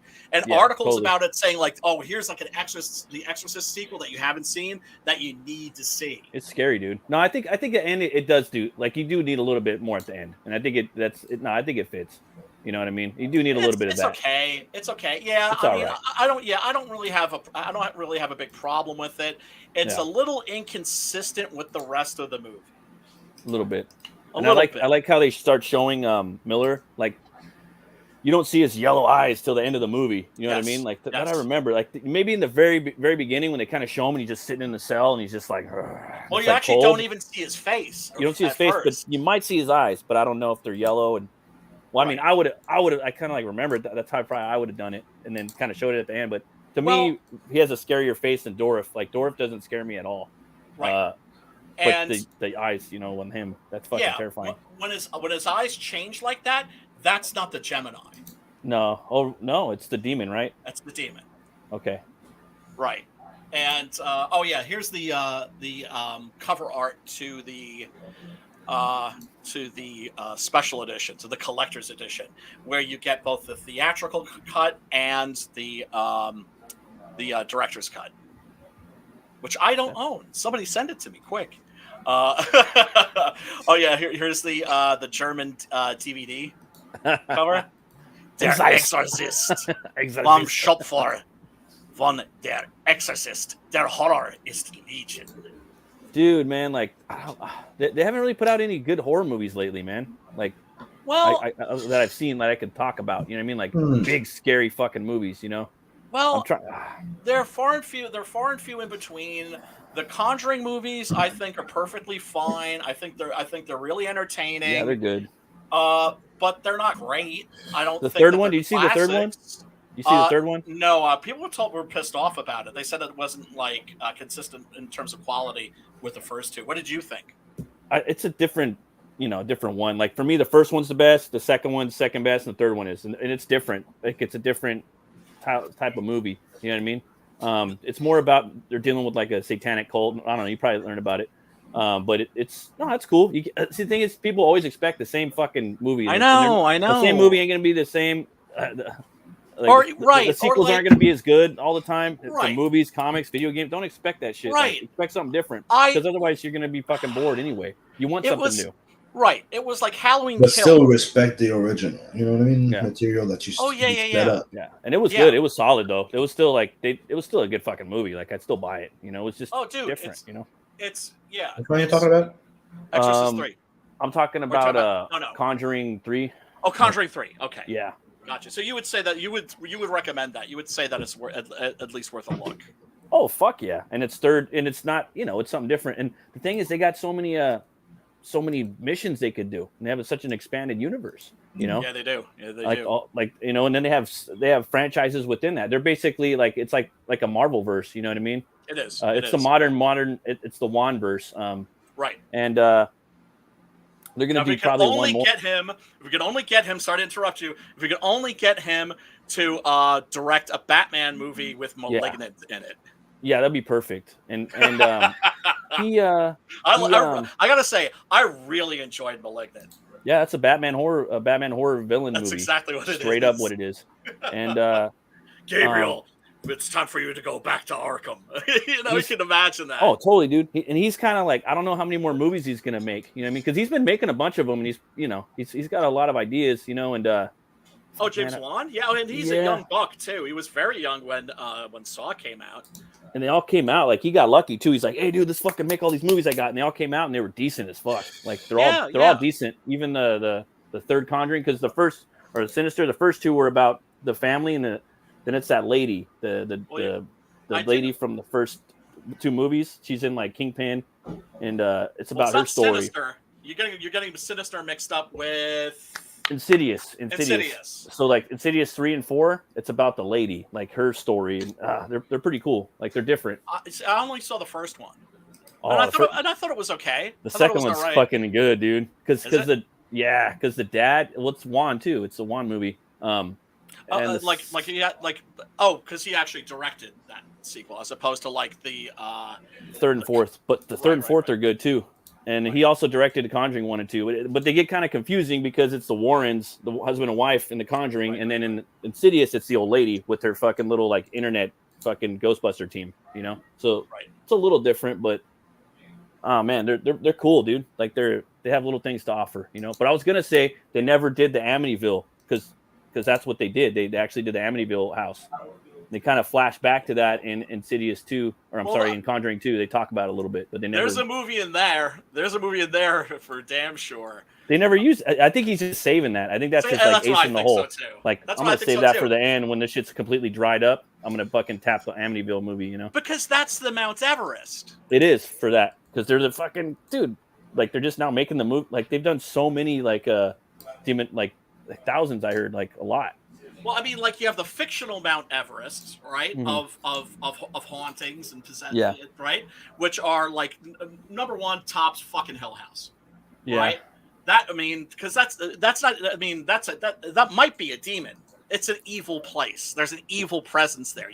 It's not a ghost. Yeah. Right. Yeah. The Overlook Hotel, of course, was Stephen King's version of Hill House, and then Richard Matheson did The Legend of Hell House, which in its universe is like the Mount Everest of haunted houses because it will actually reach out and try to fucking kill you. That's scary. It will throw shit at you. On 2 streams at once, guys. Really freaky. I just popped into Critical Blast and said hi over there, and RJ said to remind you about The Devil You Know Better. Yes. Oh, that's his book, right? Hey, how come I wasn't invited to write a story for that? Freaking F RJ. No. Oh, damn. That was a joke. That was a snap. Ah, damn, little stabby jabby. He kicked himself out. That was a snap. We love RJ. Jabby. We love RJ. RJ's good people. RJ's the man, dude. He's over there with the guys from Cross Comics right now. But well, if you're talking to them or you're in the chat, tell them, like, hey, we said yo. Yeah. I'm back to his studio and mine are back to back. I can pop into his shows anytime. He can pop into mine anytime. So I just popped in there, said hi, and then got right back out, But while I was there, tell Brian about The Devil You Know Better. So he knows what you got going on over here too, Mr. Horror Man. I mean, why shouldn't we do a plug for RJ's book? It's a horror anthology about the devil, Satan. That's scary, right? So that's awesome. Yeah. And let's see if I can find the link. I'll drop it in the chat real quick. And it's from if I'm not mistaken, a kind of religious perspective, kind of like the Screw Tape letters. That kind of thing. Did you see our panel on Sunday night when we were talking about it? No, I missed that. Oh, we actually went a step further. I think I named the 4th book, The Devil That Knows You. And we tossed around the idea of taking all these people and writing an angelic book. So you're getting the total other side of the spectrum of their writing, right? Right, the other side. Yeah, the other team, right. I love those kind of panels, man. Good shit comes out of them, I'm telling you. Oh, man. I'm sorry I missed that, man. That sounds like a discussion I would have enjoyed. There's movie we got to do? We got to do the prophecy one day before it bounces. It is. I love that movie. It is one of those movies that I have a relationship with, which is to say, like every time I come back to it, it's like I appreciate it more than I did the last time. Yeah. Yeah. Like one of the old ones I like was Warlock. Dude, I never watched that movie, bro. With Julian Sands, right? I didn't like the first one. I thought second one gets better. Yeah. The Armageddon is much better. Yeah. That's what I was saying. It's one that ups the game. Like the first one's like, okay, I want to watch them both. Good. Yeah, you should. You should. Yeah. That's always been on there, dude. You know, like, damn, I gotta watch this. Oh yeah, no, well, bro. I hate to break this to you, Matt. That list, it never gets smaller. It just gets bigger. Right. Right. That's why you need a horror community that's going to help you sort the wheat from the chaff. Even though what one person thinks is gold, you might think is like a total turd. I can see people, for instance, are going to find Exorcist 3 like boring. Although I have a feeling that those people are basic bitches. It's like Constantine, dude. Like if you're into that type of shit, like yes. in 7 and. I don't know. I love this style of. I love it when you mix detective, like almost, detective hard-boiled. Yeah, hard-boiled detective. With demons. Can't go wrong, dude. Right, and also, an atheist, like a rational man. Again, a guy who can't bring himself to believe in the existence of God because of all the horrible horrors he's seen, shit that he's seen. Right, but then comes face to face with true evil with a capital E. Now, do I believe in the devil? Do I believe in the guy, in the red pajamas with the trident? Hey. What? Leave the guy in the red pajamas alone. The forked tongue and the horns. No, of course not. I don't believe in that. Do I believe in evil with a capital E? Do I believe that there is a force in the world that could be called evil with a capital E? Absolutely. Without a fucking doubt. When I think of the devil, I always think of like, a most handsomest man ever, the cherub that could, and a lights, the morning star. The morning star. That's what I think. It's a I get God's Mephisto. beloved angel. I get Mephisto.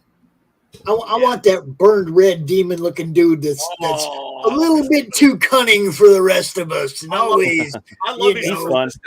Depictions of the devil are so much fun because you've got the medieval ones, right? Yeah. And then you've got the modern ones. The modern devil tends to be like really good looking and charming. That's how I always pictured him. Big D Wild type guy. Yeah, I know. Yeah. Right. Viggo Mortensen was terrific. Yeah, as Lucifer. Perfect for that universe, Yeah, without a doubt. They were going to make a movie of Paradise Lost. Alex Proyas was. Oh, do you remember that? Yes, and then I do. Bradley Cooper was going to play Lucifer, and I was so pumped for that movie. I remember oh man, I was really into the whole fall of Lucifer. Like I wrote a song about it called "Before Time" and the Battle of the Seven Serpentine Heads. Have you read? Have you read Paradise Lost? No. I want to. Okay, English lit major, right? Very familiar with the classics. I'll be the first one to tell you that not all classics are worth reading. That some classics are classics because of their historical significance. Yeah. Paradise Lost is not one of them. Okay. Don't be intimidated by it. Don't be like, oh, this is like epic poetry. What the fuck? It's a page turner. Oh, dope. It's a page turner. That is like one of the classics I could recommend to people that aren't lit majors. Yeah, it's very cinematic too. And I'm surprised it was never done with the whole dawn of CGI becoming decent. That they never. Oh, damn, we're getting spam. Yeah, I mean, they never did the fall of Lucifer on like a Peter Jackson level, like Lord of the Rings. Do you know what I'm talking? Yeah, well, I mean that would rustle a lot of jimmies. That's what they were going to do. That's what Proyas was going to do. That, and so he did Gods of Egypt instead, and that rustled jimmies too because it was whitewashed. But that's a whole different story. But that's what he was going to do. He was trying to do that. He had Bradley Cooper playing Lucifer. I remember, and they were going to have wings and angels flying around. You get a little bit of that. How metal would that have been, dude? And I wrote a song about it. Yeah. I mean, my buddy. I mean, we recorded it. It was, And just him like going in and conspiring and turning all the angels against God because God left for some reason. Yeah. Yeah. And then you have all the, then Michael comes in and Lucifer turns into a giant fucking 7-headed dragon and he fucks that fool up. And then everyone falls down to earth. All the ones that they all be, like everyone knows the story, but it's fucking epic. It is. Nine Devils, the thing that I wrote for Preston. Yeah. That's about a second. No, it's not about I was going to say it's about a second rebellion in heaven, which was the prophecy. It's about a rebellion in hell, where basically all the archdevils are just like, dude, like fuck you. Yeah. Look what you like. You put us in this mess, and you want to sit on your ass. It's go time. We want to fucking go up there and fucking do some fucking damage.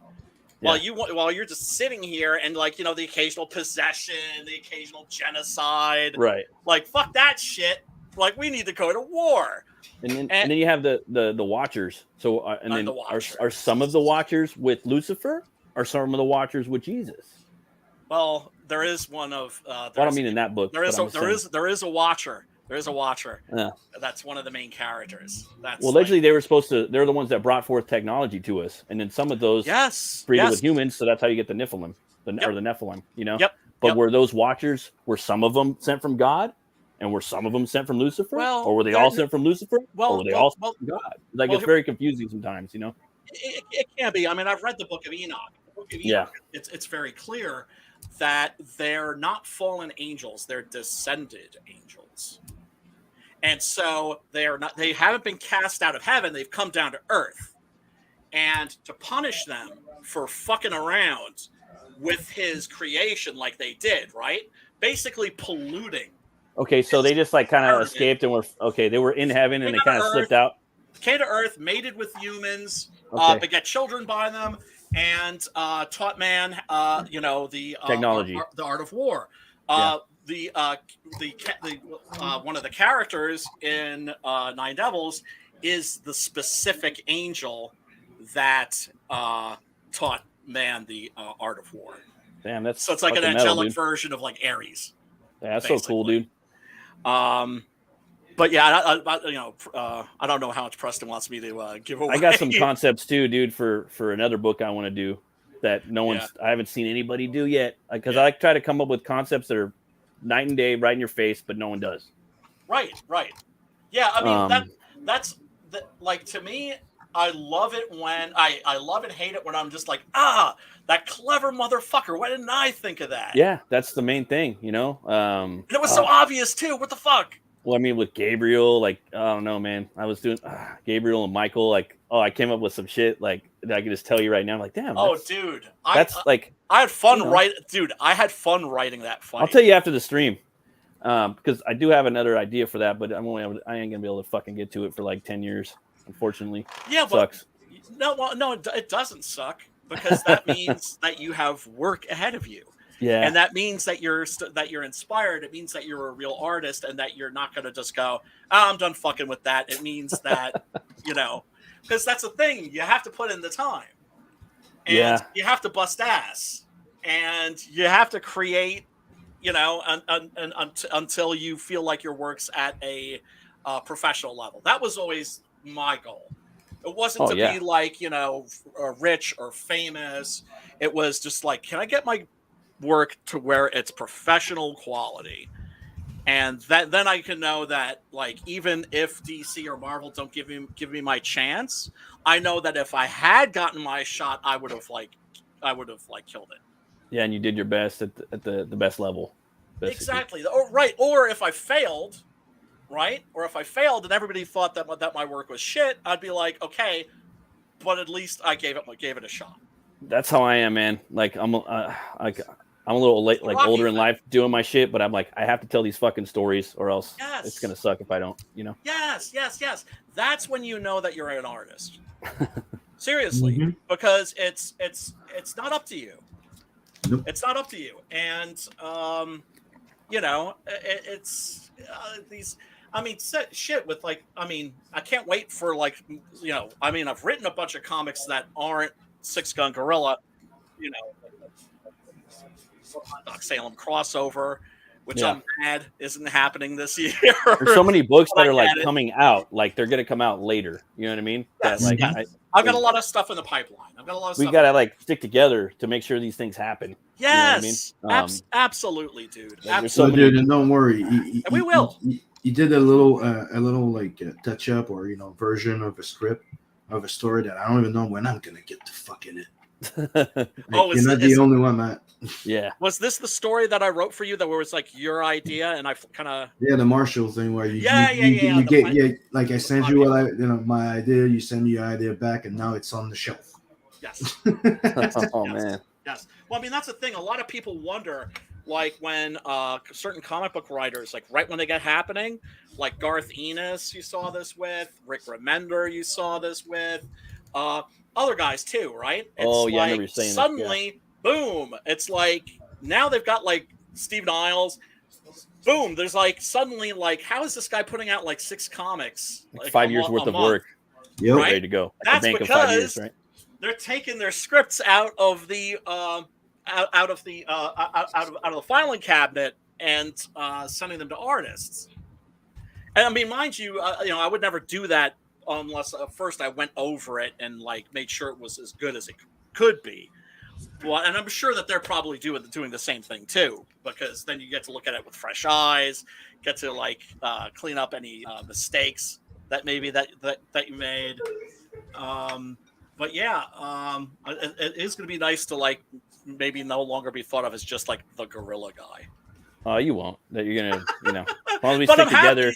But you know what? You gotta be known for something though, and it's something good. Yeah, exactly. So it's like if that's me, if I'm just the gorilla guy, that's cool. I'm not gonna be like one of those guys that's like Vanilla Ice who gets mad when people go, "Oh, Ice Baby." Oh right? yeah. I'd be like, Ice Baby. Hey, if you get known for something that's good, you're just gonna keep running with it, Not that Ice Baby is good. No, I know. There was the new metal version. I don't think so. Ice Baby. The Fred Durst version. I am planning on doing an 18 to 20 page short story of Bloodhunt. Oh yeah, you mentioned that. Yeah, I can't wait to. Go ahead, Matt. Well, I'll say I can't wait for the color version of Bloodhunt you were thinking about doing. That's gonna look great. Mm-hmm. We'll get to see MC Mark Marianelli's head spinning through the air in like full color. Like to me, that's the most like for me like that's I've said it before like that's the most action packed fucking CG book ever, dude. Fucking love it. Like how many pages was that again?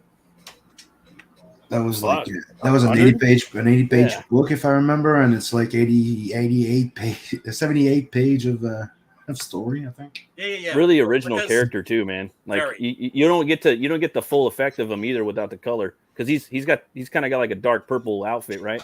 Mm-hmm. Or midnight blue, and the matte black. Like there's like, a reason for the matte black. Movie. Yeah, have you ever seen a character like that? Like cinematically, it's something totally fresh. It's light absorbent. So somebody asked me, goes, why is it so black? Like I make sure that those black parts on his jacket, because I think it's light absorbent. So I'm thinking that's how you could pull off the shadow thing. Ultraviolet, dude. It's the sun rays. He's using that somehow. And the type of purple that he has, it's also something that fades very well into black. Yep. So I'm like I could play with you could say the Batman feel. When he comes in out of the shadow where you have the logo and everything. Yeah. And as you see, I pulled it off and he's laughing. I always imagine like Billy Idol, but like fucking buffed up and ripped up, but you know what I mean, with a different body kind of, but like the head. I keep saying that I know exactly who should play him. Who's that? I keep forgetting his name every time somebody asks me. I keep forgetting his name. Oh, he has a weird name. Hold on, I'll find it. You know who I always reference for Butch Cleaver? It's Atkins. There you go. Loki. The guy plays Loki. I forgot his name. Tom Hiddleston. Tom Hiddleston. That's Butch Cleaver. So once he played Hank Williams, and I knew he could do it. But I think he would make a great James Bond actually. Yeah, he would be great. Like put some menace into that character. Can you share my screen just for a sec? Yeah. Fuck yeah. That fucking guy. Oh, Atkins? Oh, yeah. Scott Atkins? Yeah, Scott Atkins. You'd be perfect, dude. When you remove his freaking goatee. No, he's, I got a Russian character, too, from Boyka. Boyka, yeah. He's a guy I reference for that character I got. It's good to have actors like for your characters sometimes, you know. One of the best horror movies that I've seen in the last 20 years is Universal Soldier: Day of Reckoning. Dude, that movie's the shit, bro. Or the fights, right? That's a fucking balls out. That's not a Universal Soldier movie. That's a fucking horror film. Dude, that one and all four, like all the new ones they made. Yeah. And he said too, like, that's the best movie I've been in. Turns into the action, it's like Rambo. Brutal, dude. Brutal. I love Boyka. I love it when the Boyka movies too, like Undisputed 2 and then 3 and 4, I guess. Do you know what he would be perfect for? Batman. Batman TV series. Oh, perfect, dude. Have you seen? Dude, he tried out for Batman. I know. Affleck. Have you there's a whole scene where he did the whole scene. They made him do the scene from Alfred. Yeah. He's not the best, but he gets the job done. Dude, a Batman who can actually fucking do fucking jump kicks and fucking real martial arts. Yeah, where it's like the guy in the costume that's doing all that shit. Affleck why do you think? I think he's perfect for fucking Vincent. And imagine him with 2 guns, the 2 Reapers in his hands. Stupid ass fucking Marvel made him a little side fucking piece character in Doctor Strange. It's like, dude, you're gonna do that? You fucking idiots. Well, it's like Tony. It's like I heard that they were putting Tony Jaa in one of the Fast and the Furious movies. I was like, damn, am I actually gonna have to watch one of those pieces of shit? Yeah, I watched it. But right, and I didn't because I found out like Tony Jaa's in it for like 5 minutes. Yeah, I don't remember him doing like any badass shit. He's just like a goon. He's like in a little like train or a road back of a sequence. truck or something like that. Like somebody. Yeah, he wasn't backflipping off no motherfucking elephant trunks or doing some fucking jabbing no fucking tusks in anybody's chest or anything. Dude, fucking Tony fucking Jaa, and you just. Hey, they could probably just afford him for 5 seconds.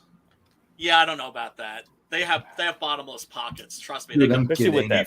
He got paid more. He got paid more for that little. That's a fucked up thing. You're joking, but I guarantee you, he got paid more for that little scene than he got paid for like in all of like his martial arts movies combined.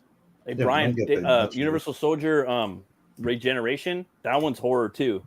That was the first one they did with Dolph Lundgren, and it was good. It was okay. And Andrew, the fucking pitbull guy from UFC, I didn't see that one. It's not great, but it was fun. Okay. Like Van Damme, I was like, damn. But it's not Day of Reckoning. But Day of Reckoning is just like, holy shit. Like Dolph. I fucking love Dolph Lundgren, dude. That was badass. Me too. Surprised out of all this time, that motherfucker's never played a badass fucking Viking. You know what I mean? He's a big ass fucking Viking in real life, and he's never played one. Very underused for that. Yeah. Dude, he's a Viking who knows Okinawan karate and has a genius level IQ. Yeah. As I think, what was he? Biochemistry. Yeah. And he's a Swedish Marine, and he's a drummer and a singer. Like I seen one, he was live on Swedish television. He was singing some Elvis, and then he'd fucking run over the drums and start doing a drum solo, like all in one thing. Like, what the fuck's this guy doing? This is like fucking. It's ridiculous. It's impressive. He's an Ubermensch. And he's a director. He was for a minute there. I was just like, I'll fucking watch a couple of his movies, see what he's doing, because he made all these like Redbox fucking cheap movies, I have to admit, dude, having that type of lifestyle and money, dude, I have to admit, I would learn a lot of shit as well. Oh my god! Yeah. All the fucking teachers that I would have, right? Mm-hmm. Like okay, take an hour for language, an hour for martial arts. I know how to fly a plane properly. All that good stuff. Yeah, dude, all that good stuff. Yeah. I mean, that's what Batman is. Batman is a guy who actually learned how to do all of these things and had the access, had the dinero. I'm already like that without being rich. Imagine if I'm rich. Yeah. Well, that's because we have the internet, right? And there's tutorials for everything on YouTube. Yeah. And all those language learning programs and I want to be one of those dudes that's always learning. Like if I'm in my 80s and I fucking drop dead, I hope like I'm studying Italian or something. That's the sequel to longevity is working every day and using your brain every day. Because the moment you either use it or you lose it. It's simple as that. I've seen it happen. Your brain's like, you're not going to use me, and your body's like, I'm using it. Well, fuck you. I don't need you either. And then, basically that's what happens. For the most part, obviously you can get shit, fucked up shit's going to happen to you, but it can. Yeah, it can. Stick to that mode of thought, you're good, dude. You're going to get the best out of the longest longevity, Well, I learned that from some really old professors I had at university. Oh, really? Right? But yeah, like people who were in their 80s. Yeah. One of them was almost 90. Mm-hmm. And you looked at her eyes, and they were like the eyes of like a 12-year-old girl. Mm. Right? You look at guys like Ray Bradbury, for instance. He had those eyes. And getting to know people like that a little bit, they made me realize, like, okay, growing old doesn't have to be scary. No. Right? Right? Like, if I grow old and I'm like that dude, I'll be copacetic. It'll and be look at Stan Lee, like he was always doing shit, like trying to get into movies, always talking, always hustling, always. We all go through that shit where we go like for like between a year or 3, where we're like realizing everything, realigning everything, going, dude, I'm almost to live half my life. Yeah. I think people. I live most of. I live most. The biggest part of my life that I know I'm gonna get behind you. Yeah, you never know if you're gonna, if you're gonna make it to 80, 90.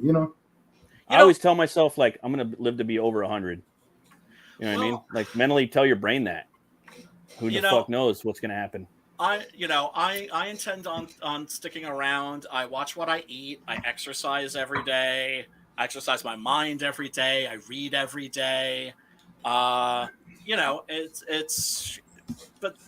like I kind of don't understand how people get bored because there's too much shit. I'm never bored ever. I never have trouble falling asleep. I'm always exhausted, Yeah. But I'm always I have too many things to do. You know what I mean? Right. Yeah. Like I can't even think about other stories and things like that because I'll start thinking of more ideas. Right. Yeah. Well, that's that's what filing cabinets are for. Dude, I used to just like sitting outside and grilling and drinking a couple beers and thinking of stories, and characters and writing and drawing at the same. Like, oh fuck, dude, I love doing that. But I stopped doing that. That's called creative loafing.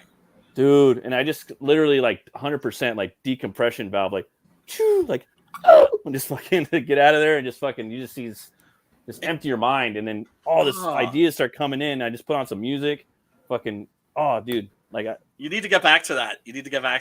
Well, no, I don't want to do it. Like I'm just telling you, like if I do that, like more ideas will start coming to my head, and it's just much. It's too much shit. I got so much other shit already.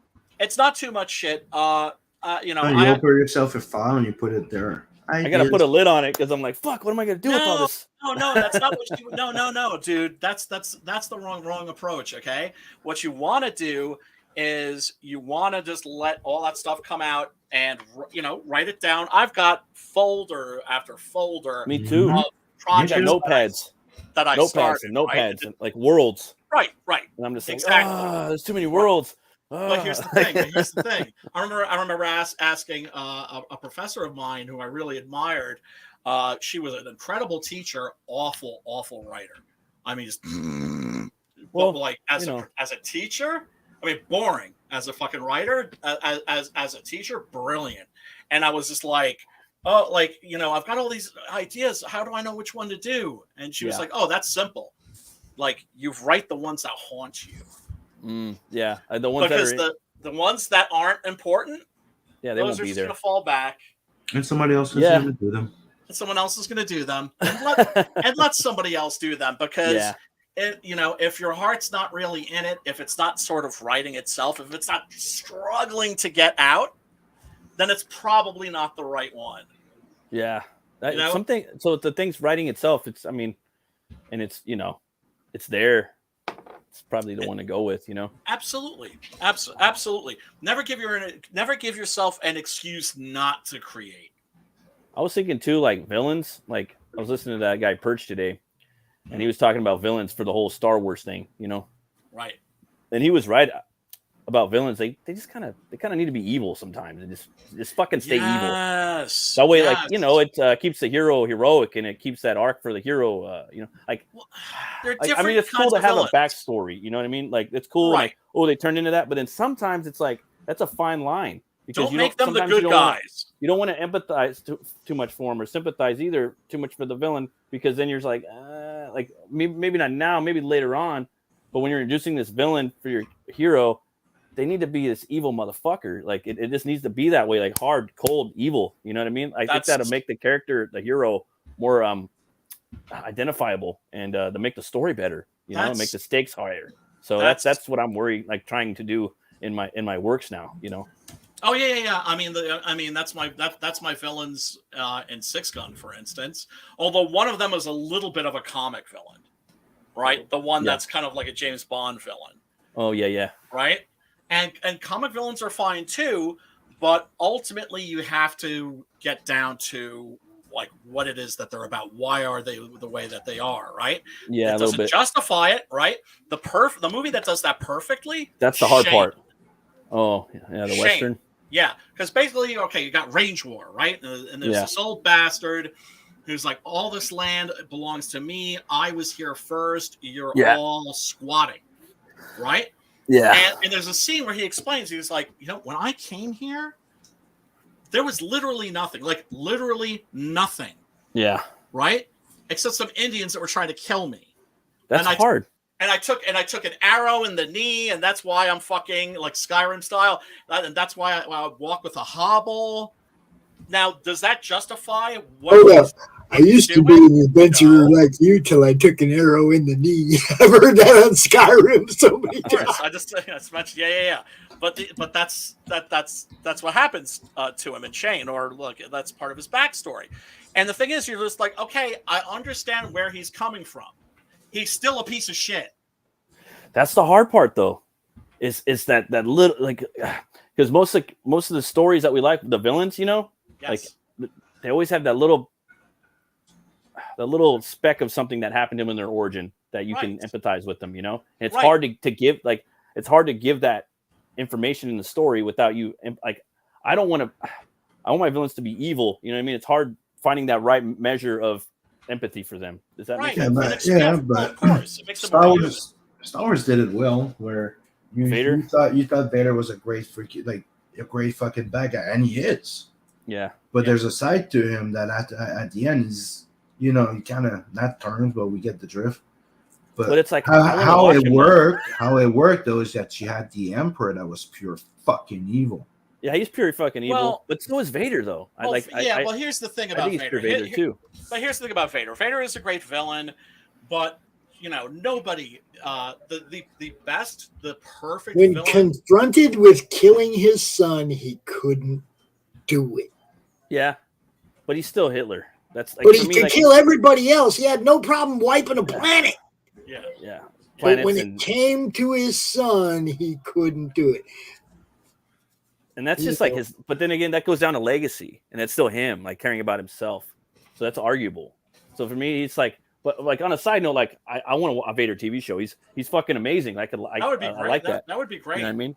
Like he's metal as fuck. He lives on a lava planet in this big fucking obsidian castle coming out of the fucking lava, and he's just I would watch the fuck out of that. Everybody would. And he's evil. He's pure fucking evil.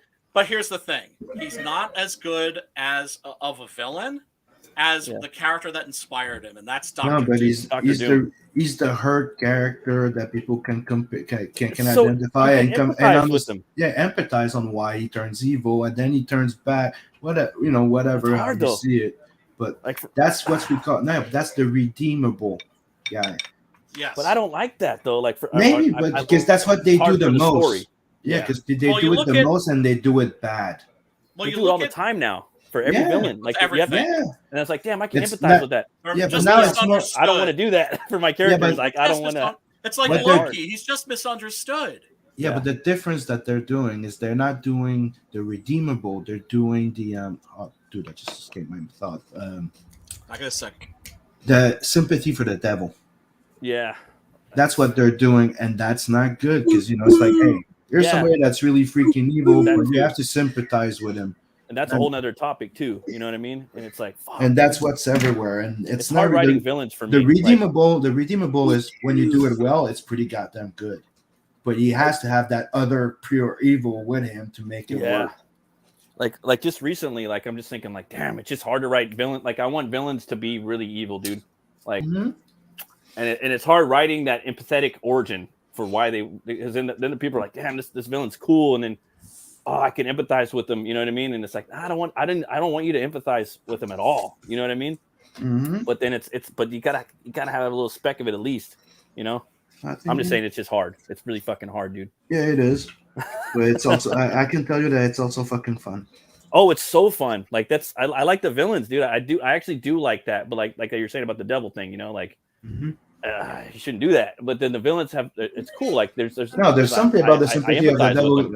There's something logical, you could do with it. But when you just do that as trying to kill the hero and transform a bad guy into an anti-hero, that doesn't work.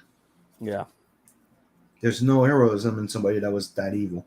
Like to me, like again with the Vader thing, like to me, I can't like he's not a hero. He's an evil fucker. You know what I mean? I know he was just that way though.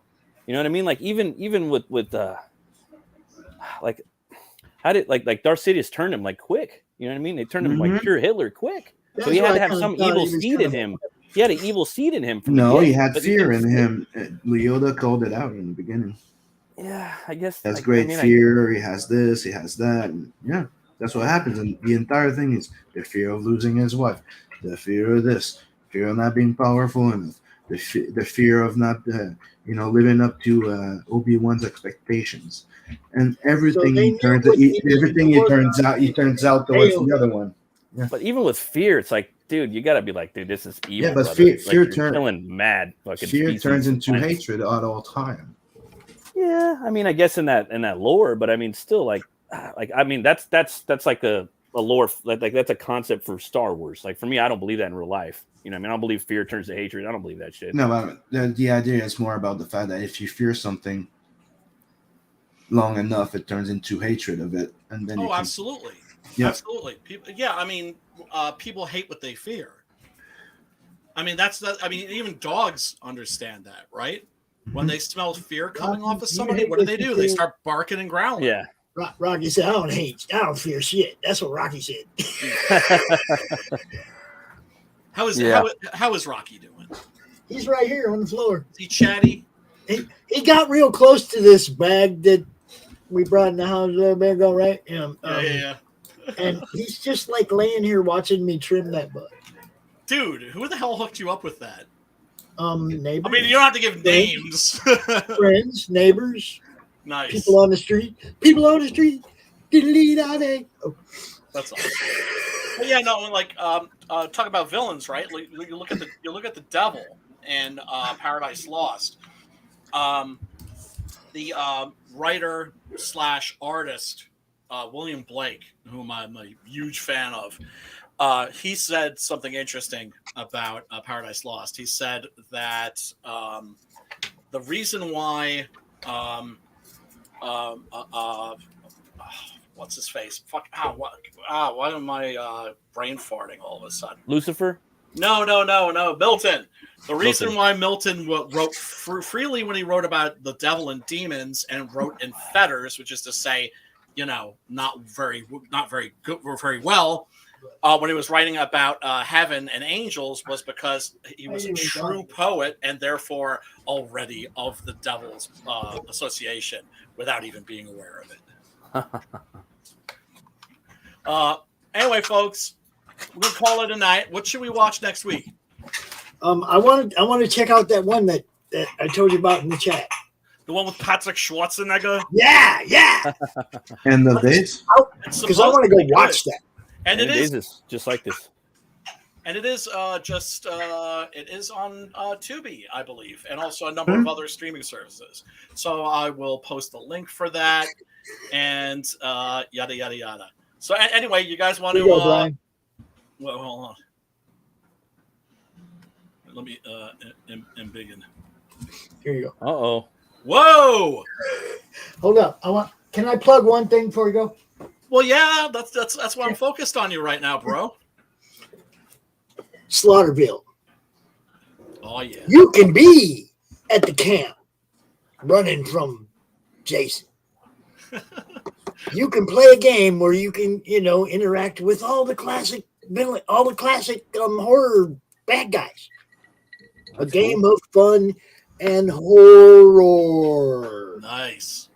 Right? We love horror. Slaughterville. You can get it right now. You pre-order all that stuff. Hell yeah. Anything else you want to pimp? Okay, his other game. Gods of Metal. You ever wanted to be in rock and roll band? You could hang out with Slash or the Ozman, or make your own band. Or Striper. To hell with the devil. Woo. There you go. Thanks, buddy. You got it. Sam, anything that you want to plug, promote, link? Yeah, go back to us on an adverse on Kickstarter and Indiegogo. Let's get more of that cool stuff unlocked and maybe even more pages. And if we reach 35K on Kickstarter, we'll unlock an extra book too. Oh yeah, definitely do that, folks. Definitely do that. The first Tales from the Natverse was awesome, and this one will be too. Matt, anything that you want to promote or say to these foos? Yeah, sure. If you guys can go back, Dead Stop. It's a horror anthology, border horror. Yes. This is Junkman from that book, and it's got 4 days left. They're like 76% funded, so you guys can go check that out. It's Dead Stop. It's like Tales from the Crypt, but border horror style. You're on funded yet? Nope. Check out my book right here. My book's Bushbeater 1 and 2.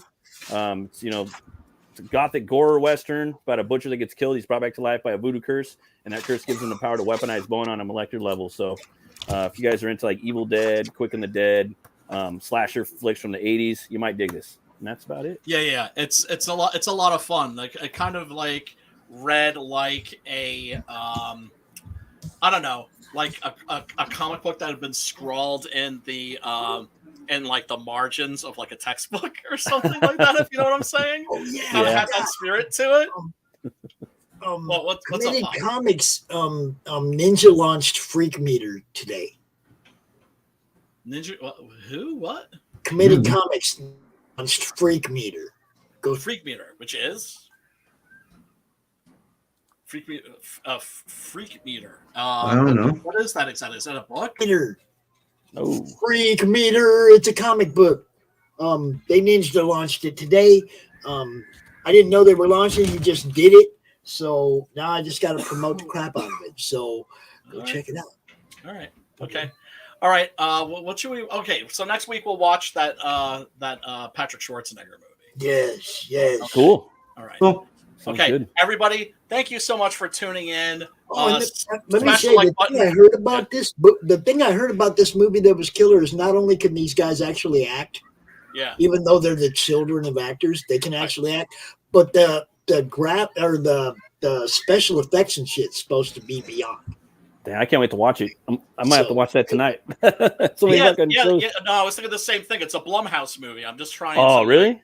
Yeah, it should be decent then. He does decent movies. Most definitely. Yeah, I like Blum. Like he's the one who should be doing the Universal Monsters. Yeah, him and Juan, dude.